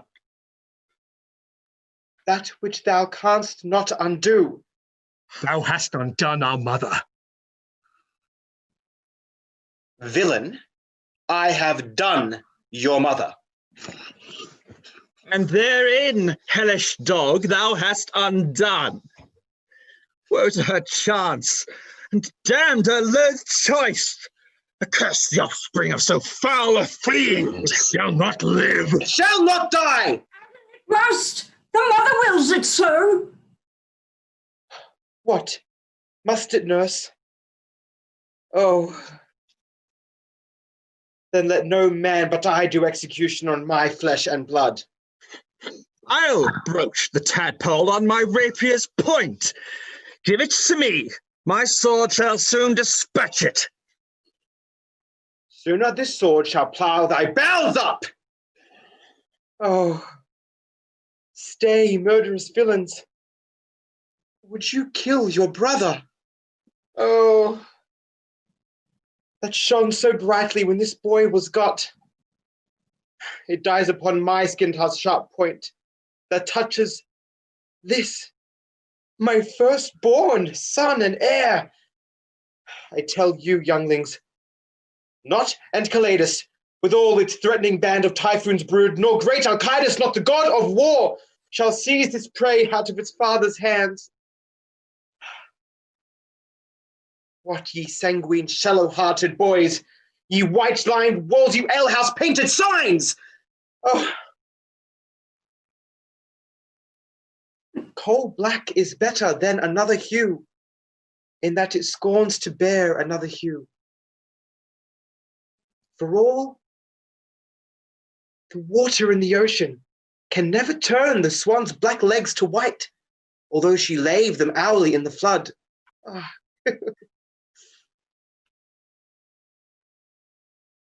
Tell the Empress from me, I am of age to keep mine own, excuse it how she can.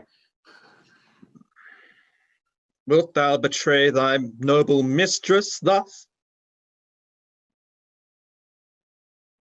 Fie, treacherous you that will betray with blushing the close enacts the counsels of the heart. Here is a young lad framed of another leer. Look at how the black slave smiles upon the father. As who should say, old lad, I am thine own. He is your brother lord, sensibly fed. Of that self-blood that first gave life to you. And from that womb where you imprisoned were, he is enfranchised and come to light. Nay, he is your brother by your surer side, although my seal be stamped in his face. Aaron, what shall I say unto the Empress? Advise thee, Aaron, what it is to be done, and we will subscribe to thy advice. Save thou the child so that we may all be safe. Then sit we down and let us all consult. My son and I will have a wind of you. Keep there and talk at pleasure for your safety. How many women saw this child of his?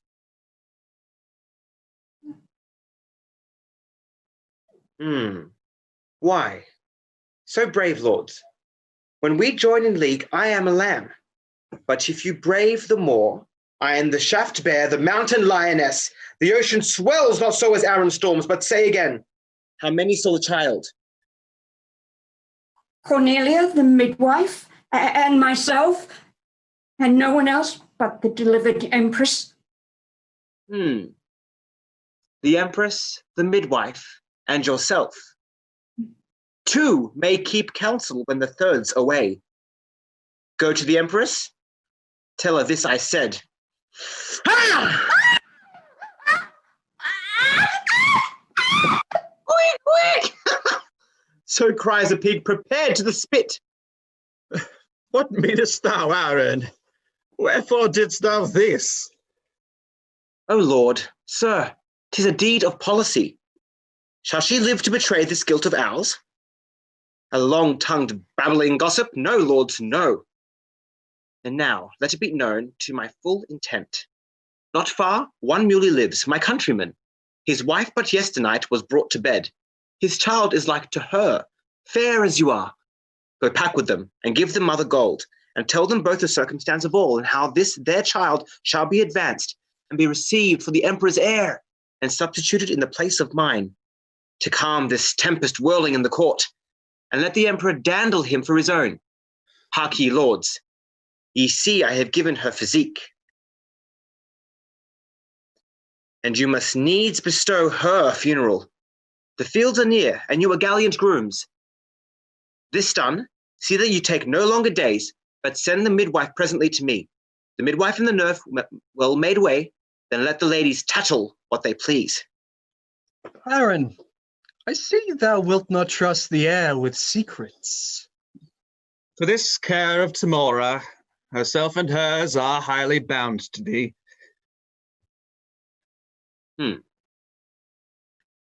Now to the Goths, as swift as follows flies, there to dispose this treasure, in mine arms, and secretly to greet the Empress's friends. Oh, come on, you thick-lipped slave, I'll bear you hence, for it is you that puts us to our ships. I'll make you feed on berries and on roots, and feed on curds and whey and suck the goat, and cabin in the cave and bring you up to be a warrior and command a camp.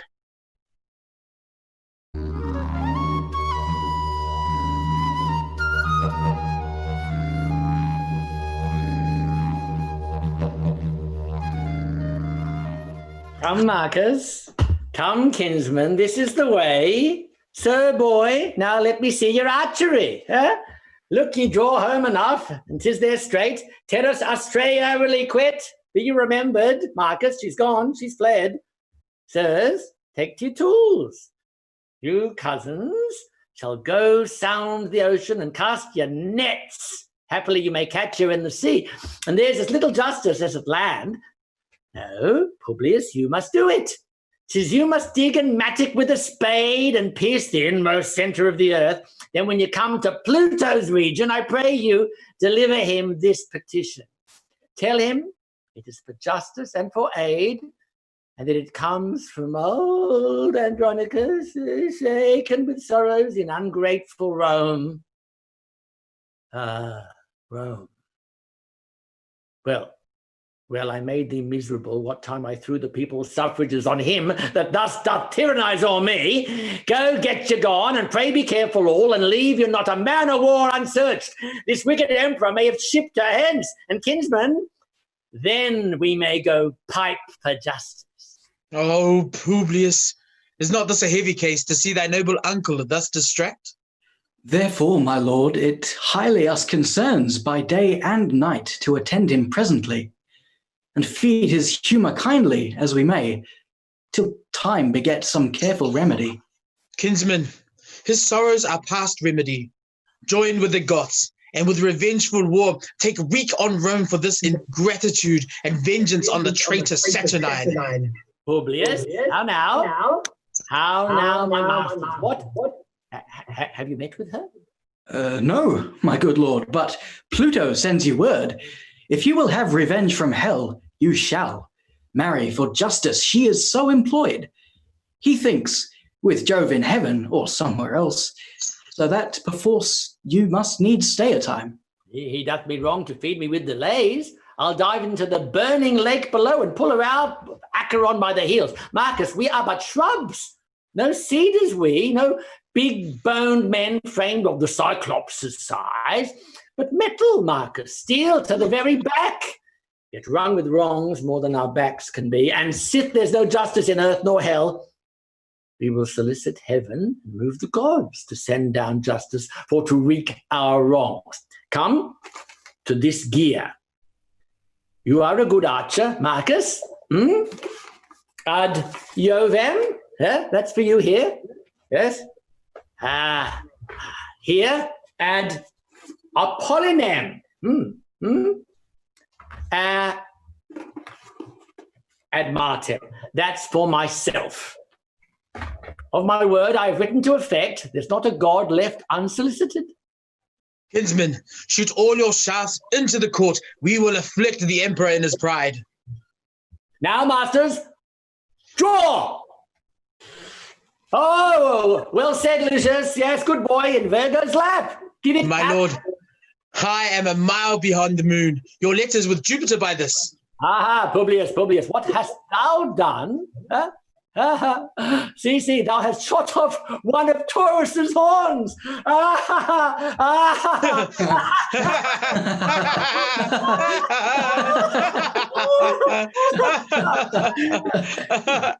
News from heaven. Marcus, the post is come. Sirrah, what tidings? Have you any letters? Shall I have justice? What says Jupiter? Oh, the gibbet maker. He says that he hath taken them down again, for the man must not be hanged until the next week. But what says Jupiter, I ask thee? Alas, sir, I know not Jupiter. I never drank with him in my life. Why, villain, art thou not the carrier? I? Of my pigeons, sir. Nothing else. Why didst thou not come from heaven? From heaven? Alas, sir, I never came there. God forbid I should be so bold to press to heaven in my young days. Why, I'm going with my pigeons to the tribunal, plebs, to take up a matter of a brawl betwixt mine uncle and one of the imperial's men. Why, sir, that is as fit as can be to serve for your oration, and let him deliver the pigeons to the emperor from you. Tell me, can you deliver an oration to the emperor with a grace? Aye. Truly, sir, I could never say grace in my life. Sirrah, come hither. Make no more ado, but give your pigeons to the emperor. By me, thou shalt have justice at his hands. Hold. Meanwhile, here's money for thy charges.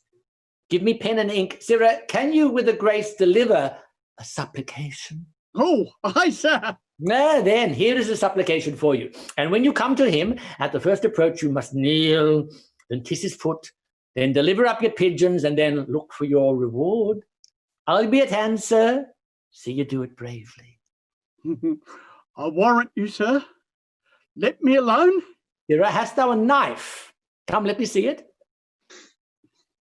Here, Marcus, fold it in the oration, for thou hast made it like an humble suppliant. And when thou hast given it to the emperor, knock at my door and tell me what he says. God be with you, sir. Come, I will. Let's go. Publius, follow me.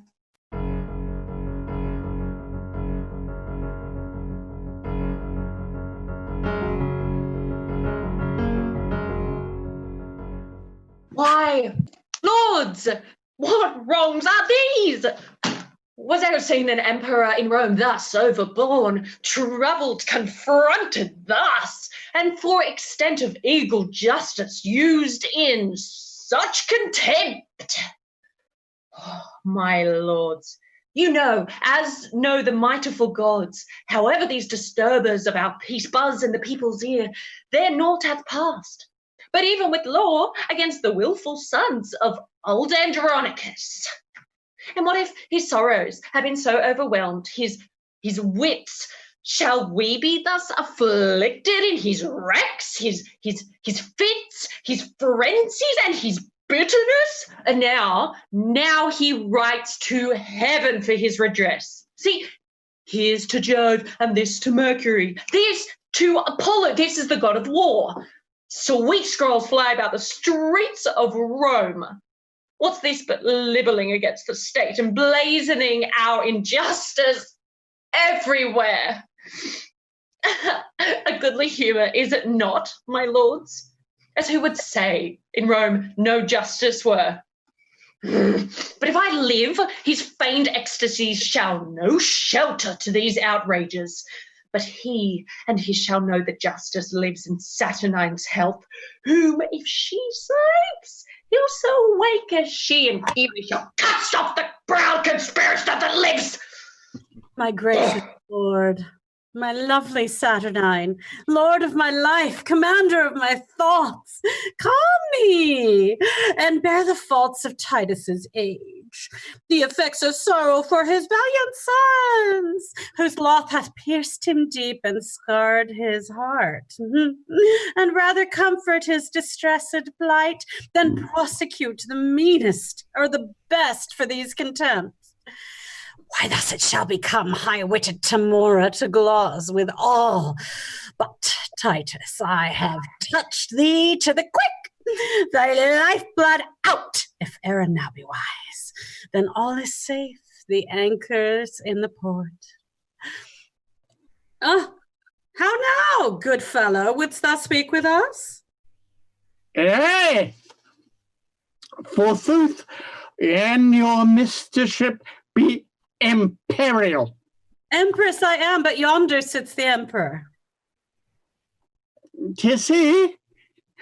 God and Saint Stephen give you good den. I have brought you a letter and a couple of pigeons here.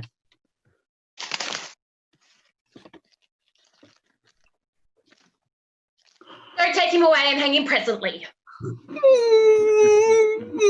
How much money must I have? Come, Sirrah, you must be hanged.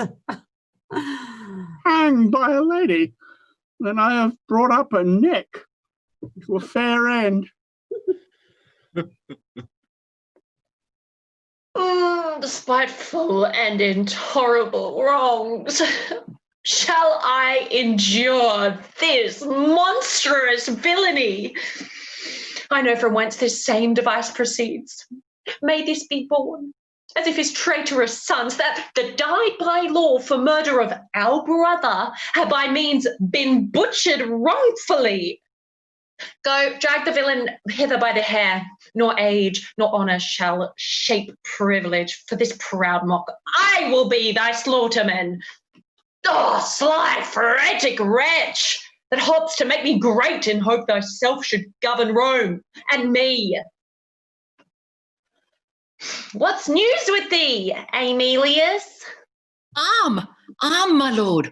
Rome never had more cause. The Goths hath gathered head, and with a power high-resolved men bent to spoil, they hither march a man under conduct of LUCIUS, son to old Andronicus, who threats in course of this revenge to do as much as ever Coriolanus did.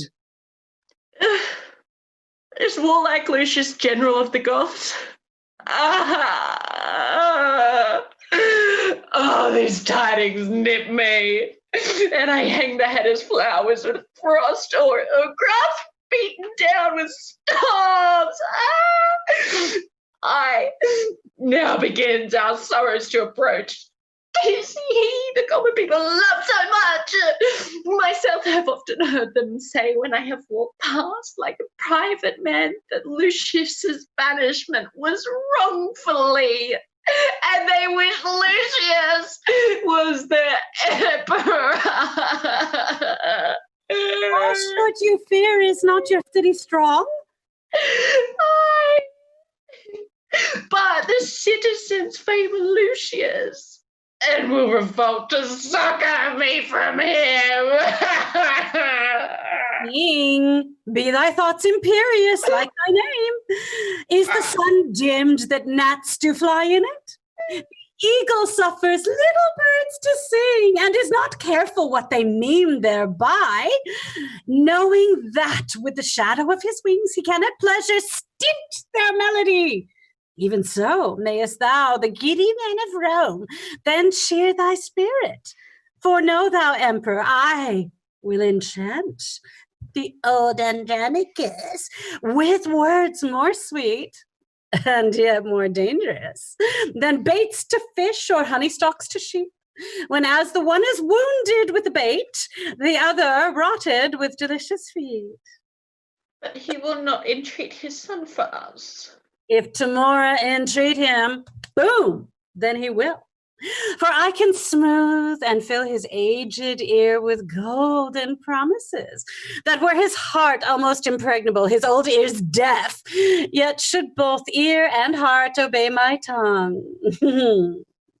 Go thou before, be our ambassador. Say the emperor requests a parley of warlike Lucius, and appoint the meeting even at his father's house, the old Andronicus. Aemilius, do this message honourably. And if you stand on hostage for his safety, bid him demand what pledge will please him best. Your bidding shall I do, effectually. Now will I to that old Andronicus and temper him with all the art I have to pluck proud Lucius from the warlike Goths. And now, sweet emperor, be blithe again, and bury all thy fear in my devices. Then go successantly and plead to him.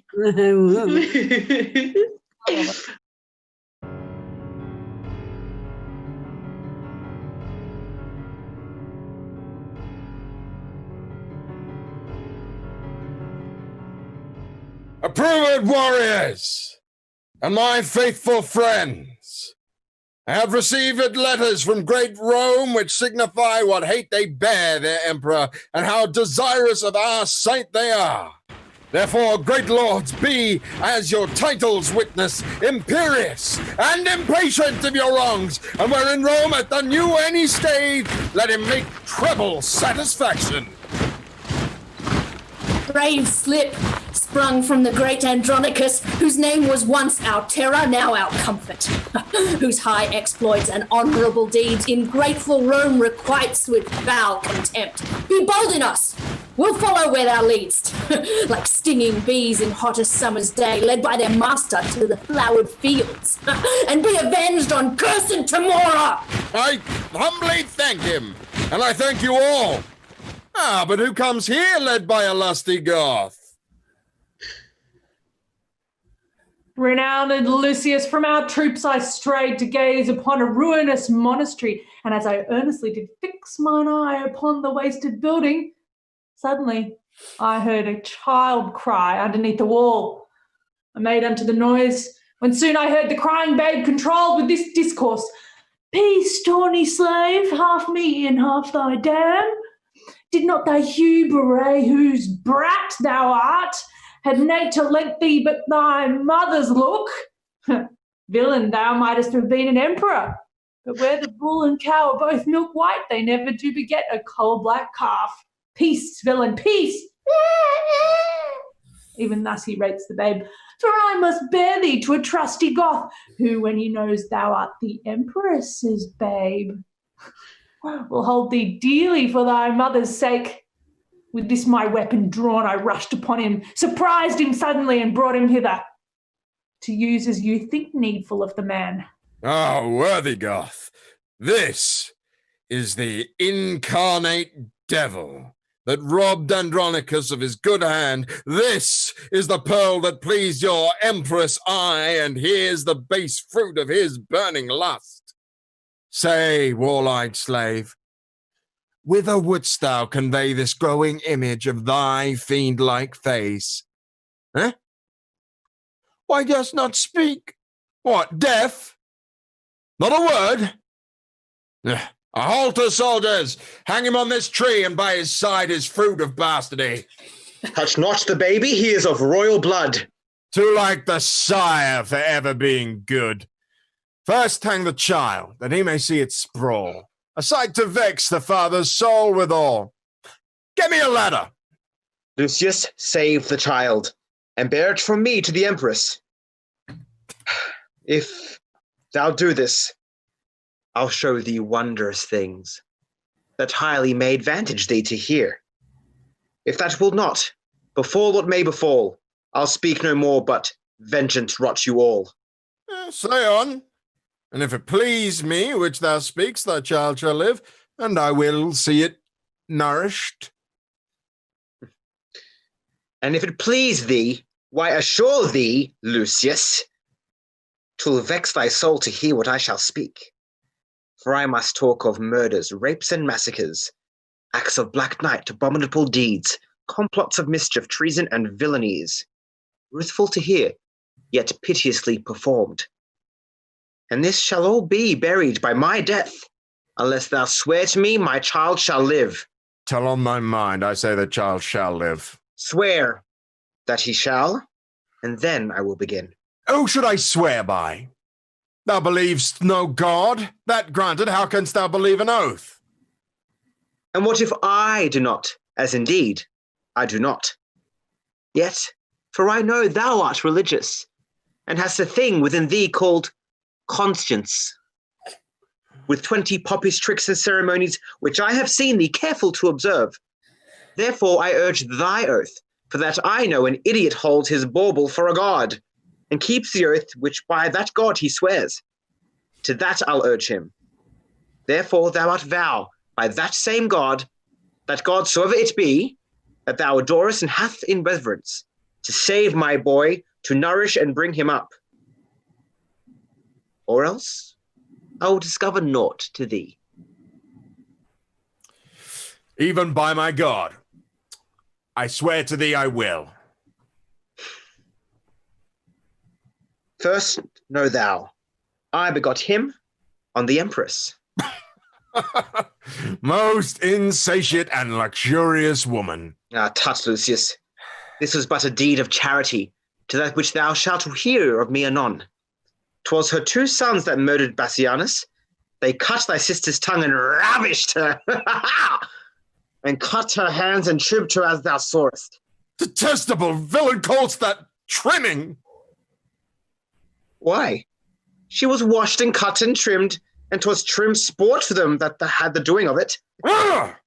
Barbarous beastly villains like thyself. Indeed, I was their tutor to instruct them. That codding spirit had they from their mother. As sure a card as ever won the set. The bloody mind I think they learned of me, as true a dog as ever fought at head. Well, let my deeds be witness of my worth. I trained thy brethren to thy guileful hole, where the dead corpse of Bassianus lay. I wrote the letter that thy father found, and hid the gold where the letter mentioned. Confederate with the queen and her 2 sons, and what not done, that thou hast cause to rue, wherein I had no stroke of mischief in it. I played the cheater for thy father's hand, and when I had it, drew apart myself, and almost broke my heart with extreme laughter. I pried me through the crevice of a wall, when, for his hand, he had 2 sons' heads. Beheld his tears and laughed so heartily that both mine eyes were rainy like to his. Oh, and when I saw the Empress of this sport, she swooned almost at my pleasing tale, and for my tidings gave me 20 pieces. What? Canst thou say all this and never blush? Aye, like a black dog, as the saying is. Art thou not sorry for these heinous deeds? Aye, that I had not done 1,000 more. Even now I curse the day, and yet I think, few come within my compass of my curse, wherein I did not some notorious ill, as kill a man or else devise his death, ravish a maid, or plot the way to do it, accuse some innocent and forswear myself, set deadly enmity between 2 friends, make poor men's cattle break their necks, set fire on barns and haystacks in the night, and bid the owners quench them with their tears. Oft I have digged up dead men from their graves and set them upright at their dear friends' doors, even when their sorrows almost were forgot, and on their skins as on the bark of trees, have with my knife carved in Roman letters, "Let not your sorrows die, though I am dead." Oh, tut, I have done 1,000 dreadful things as willingly as one can fly, and nothing grieves me heartily indeed, but that I cannot do 10,000 more. Bring down the devil, for he must not die so sweet a death as hanging presently. If there be devils, would I were a devil, and live and burn in everlasting fire, so I might have your company in hell, but to torment you with my bitter tongue. Sir, stop his mouth and let him speak no more. My lord, there is a messenger from Rome desires to be admitted to your presence. Let him come near. Welcome, Emilius. What's the news from Rome? Lord Lucius, and you princes of the Goths, the Roman Emperor greets you all by me. And for he understands you are in arms, he craves a parley at your father's house, willing to you to demand your hostages, and they shall be immediately delivered. What says our general? Emilius, let the emperor give his pledges unto my father and my uncle Marcus, and we will come. March away!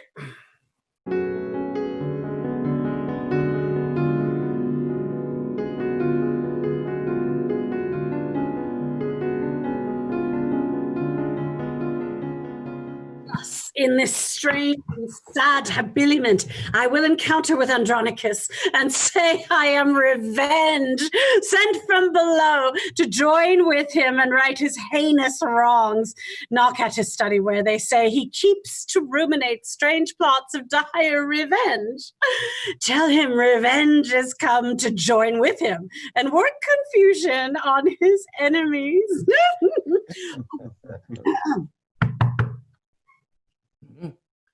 Who dost molest my contemplation? Is it your trick to make me open the door, that so my sad decrees may fly away and all my study be to no effect? You are deceived.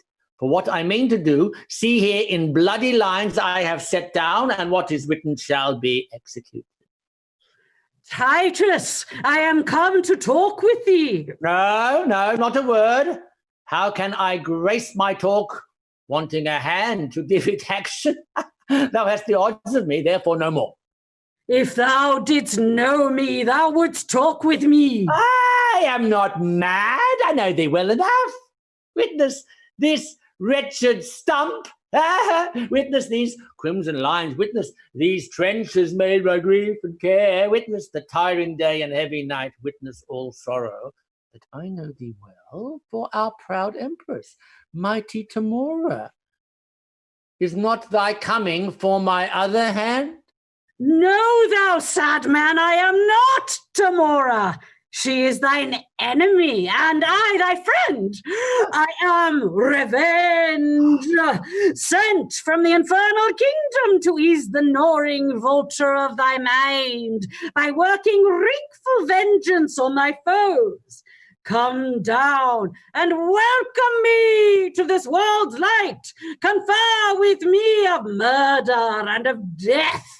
There's not a hollow cave or lurking place, no vast obscurity or misty veil where bloody murder or detested rape can couch for fear, but I will find them out, and in their ears tell them my dreadful name.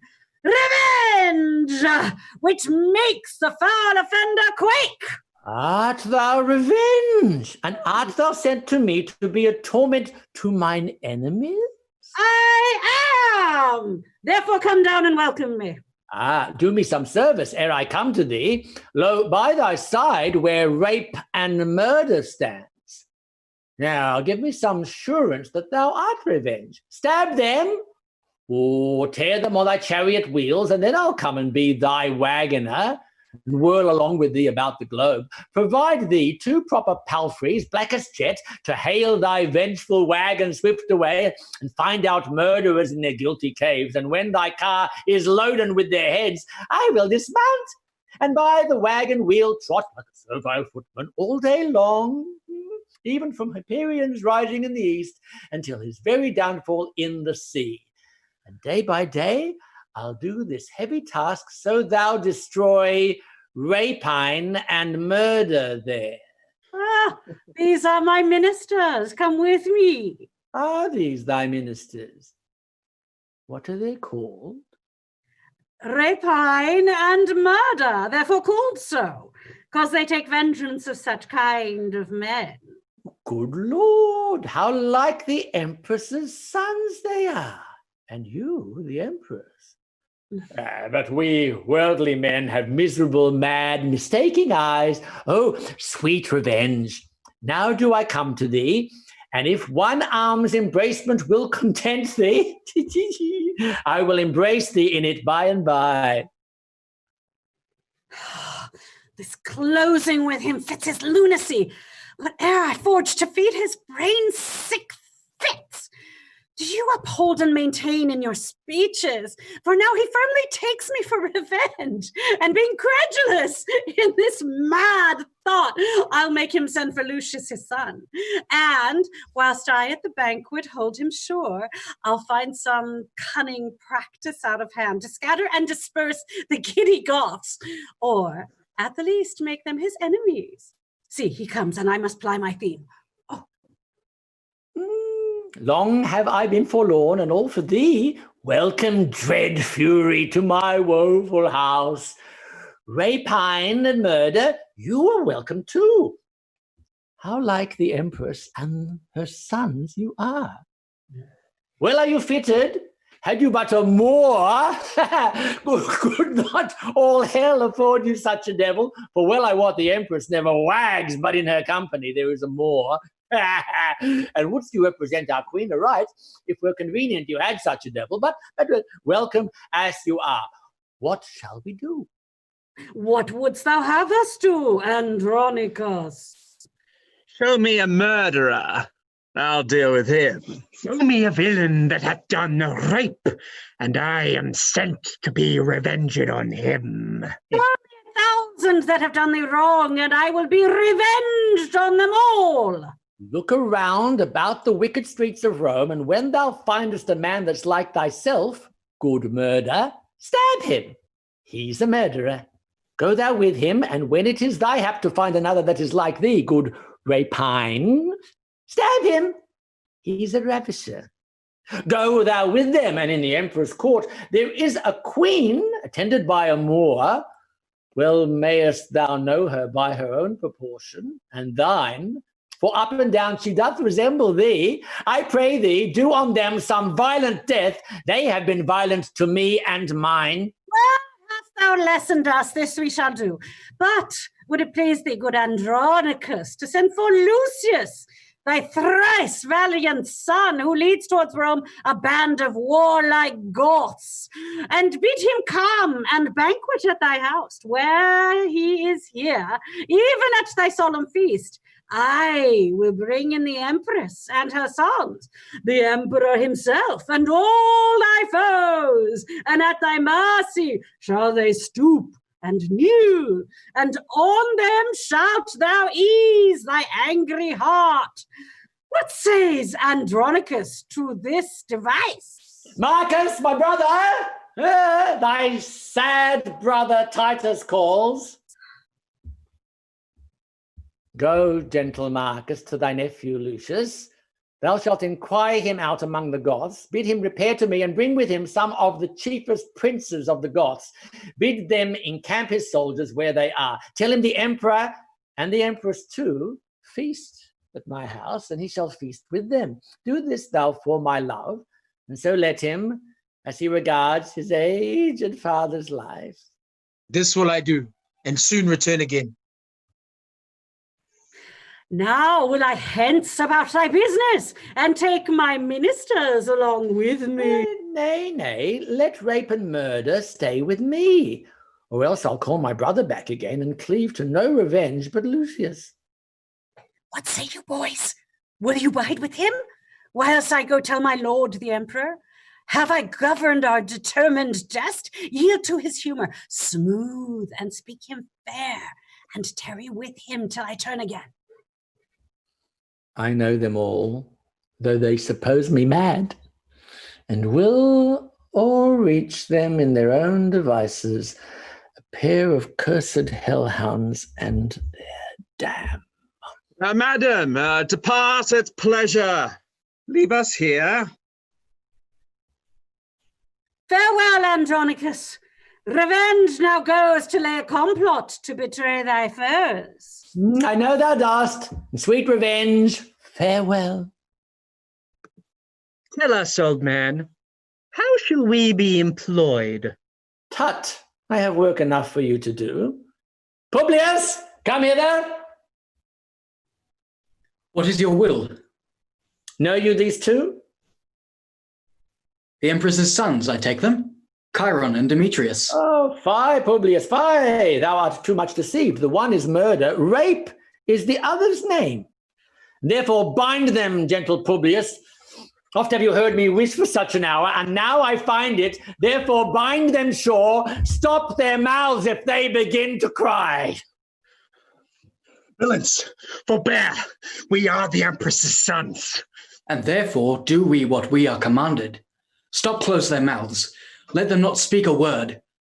Is he sure bound? Look that you bind them fast. Come, come, Lavinia. Look, thy foes are bound. Sirs, stop their mouths. Let them not speak to me, but let them hear what fearful words I utter. O villains, Chiron and Demetrius, here stands the spring whom you have stained. This goodly summer with your winter mixed. You killed her husband, and for that vile fault 2 of her brothers were condemned to death. My hand cut off and made a merry jest. Both her sweet hands, her tongue, and that more dear than hands or tongue, her spotless chastity. Inhuman traitors, you constrained and forced. What would you say if I should let you speak? Villains, for shame, you could not beg for grace. Wretches, how I mean to martyr you. This one hand is left to cut your throats. Yeah. Whilst that Lavinia between her stumps doth hold the basin that receives your guilty blood. You know your mother means to feast with me, calls herself revenge, thinks me mad. Hark, villains, I will grind your bones to dust, and with your blood, and it I'll make a paste, and of the paste a coffin I will rear, and make 2 pasties of your shameful heads, and bid that strumpet, your unhallowed dam, like to the earth, swallow her own increase. This is the feast that I have bid her to, and this is the banquet she shall surfeit on. For worse than Philomel, you used my daughter, and worse than Progne, I will be revenged. And now prepare your throats. Lavinia, come.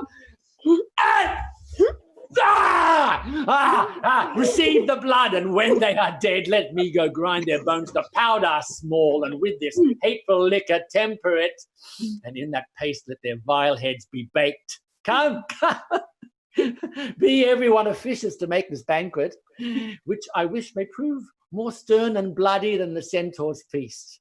So now, bring them in, for I'll play the cook, and see them ready against their mother comes.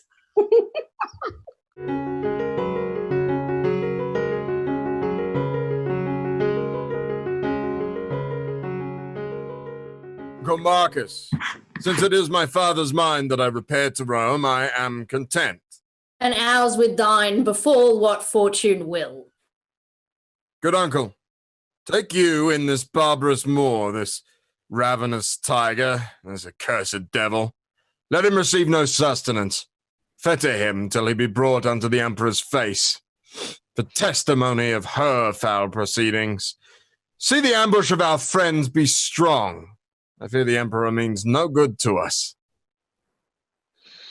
Some devil whisper curses in mine ear, and prompt me that my tongue may utter forth the venomous malice of my swelling heart. Away, inhuman dog, unhallowed slave! Sirs, help our uncle to convey him in.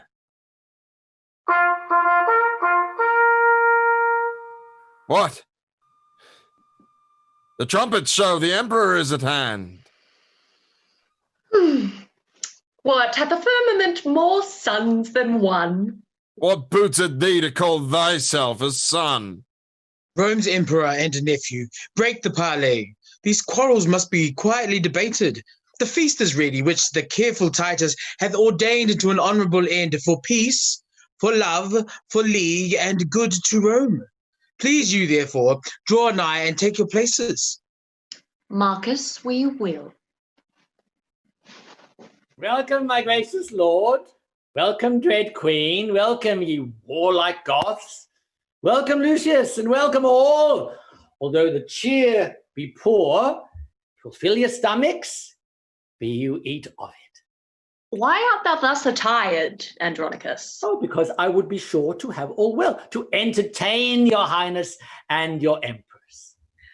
We are beholding to you, good Andronicus. And if your highness knew my heart, you were. My lord the emperor resolved me this.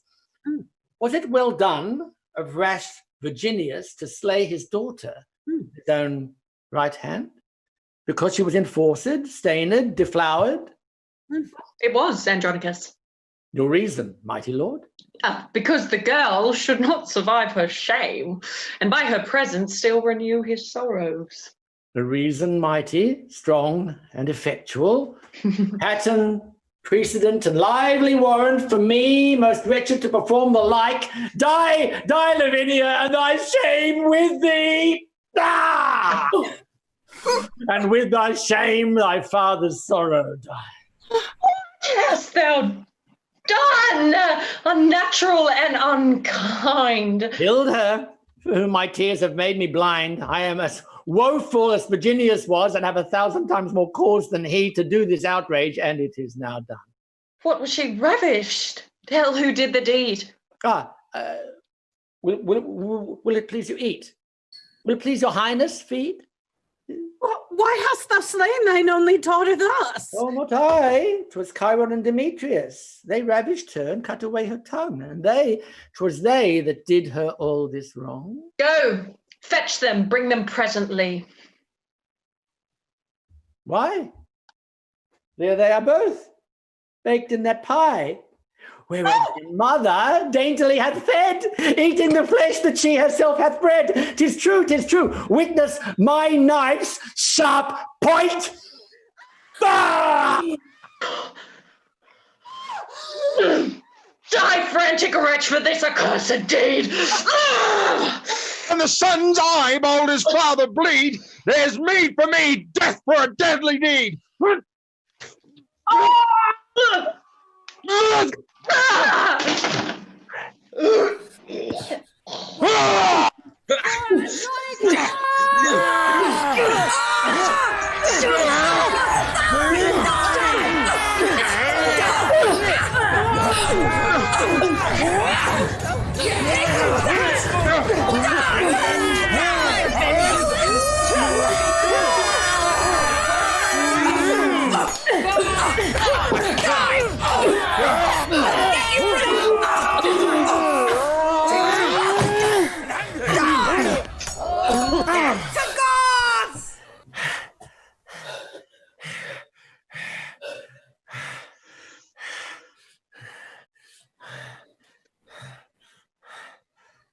You sad-faced men, people and sons of Rome, by uproar severed, like a flight of fowl scattered by winds and high tempestuous gusts. Oh, let me teach you how to knit again the scattered corn into one mutual sheaf, these broken limbs again into one body, lest Rome herself be bane unto herself. Speak, Rome's dear friend. Tell us what sign hath bewitched our ears, or who hath brought the fatal engine in that gives our Troy, our Rome, the civil wound. Then, noble auditory, be it known to you that cursed Chiron and Demetrius were they that murdered our emperor's brother, and they it were that ravished our sister. For their fell faults our brothers were beheaded, our father's tears despised and basely cozened of that true hand that fought Rome's quarrel out, and sent her enemies unto the grave. Lastly, myself, unkindly banished, the gates shut on me, and turned weeping out to beg relief among Rome's enemies, who drowned their enmity in my true tears, and oped their arms to embrace me as a friend. I and the turned forth, be it known to you, that have preserved her welfare in my blood, and from her bosom took the enemy's point, sheathing the steel in my adventurous body. Now is my turn to speak. Behold this child. Of this was TAMORA delivered, the issue of an irreligious Moor, chief architect and plotter of these woes. The villain is alive in Titus' house, and as he is, to witness this is true. Go into old Titus' sorrowful house, and hither hail that misbelieving Moor to be adjudged some direful slaughtering death as punishment for his most wicked life. Now judge what cause had Titus to revenge these wrongs, unspeakable, past patience, or more than any living man could bear. Now you have heard the truth. What say you, Romans? Come, thou reverend man of Rome, and bring our emperor gently in thy hand. Lucius, our emperor, for well I know the common voice do cry, it shall be so. Lucius, all hail, Rome's royal emperor. You sad Andronici, have done with woes. Give sentence on this execrable wretch that hath been breeder of these dire events. Set him breast deep in earth and famish him. There let him stand and rave and cry for food. If anyone relieves or pities him for the offense, he dies. This is our doom. Some stay to see him fastened in the earth. Oh, why should wrath be mute and fury dumb? I am no baby, that with base prayers I should repent the evils I have done. 10,000 worse than ever yet I did would I perform, if I might have my will. If one good deed in all my life I did, I do repent it from my very soul. Lucius, all hail, Rome's gracious royal emperor.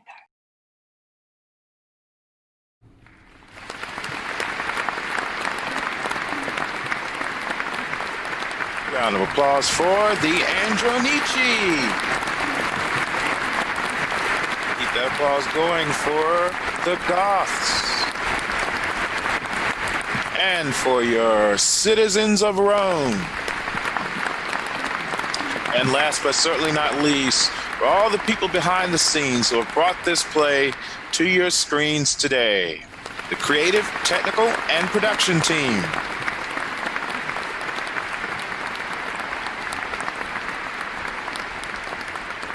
Good afternoon, everyone. My name is Haki Pepo Olu Krisden. I'm the director of Titus Andronicus. Thank you, and we hope you enjoyed watching it as much as we enjoyed making it. Special thanks to Keena Wilkins for providing the music for today's show. Her sheet music is published by Weirpine, and her 4 original albums are available on streaming platforms. Visit KeenaWilkins.com. If you enjoyed Titus Andronicus, check out Streamed Shakespeare's YouTube channel, where the videos of our past productions are all uploaded. We have enjoyed bringing you stage readings of Shakespeare's great works over the last several months. Now it's time for us to take the next step. We at Streamed Shakespeare are excited to announce our first ever fully rehearsed and ticketed online production, which will be The Merchant of Venice, directed by our very own Quintus and First Goth, Roslyn Hicks, and live streaming on Sunday, the 23rd of August. Until then, we will continue to present discussions on Shakespeare's great works and their performance as streamed videos on our Facebook page and also as podcasts on our brand new Spotify channel. Don't miss next Sunday's Roundtable, The Tempest, Hagseed, and Shakespeare adaptations, streaming from 2 p.m. Australian Eastern Standard Time. Please like and share this video and follow Streamed Shakespeare on our social media platforms, Facebook, Instagram, Twitter, YouTube, and Spotify. We are there at Streamed Shakespeare. Thank you. Have a wonderful weekend. Bye for now, and see you all next week.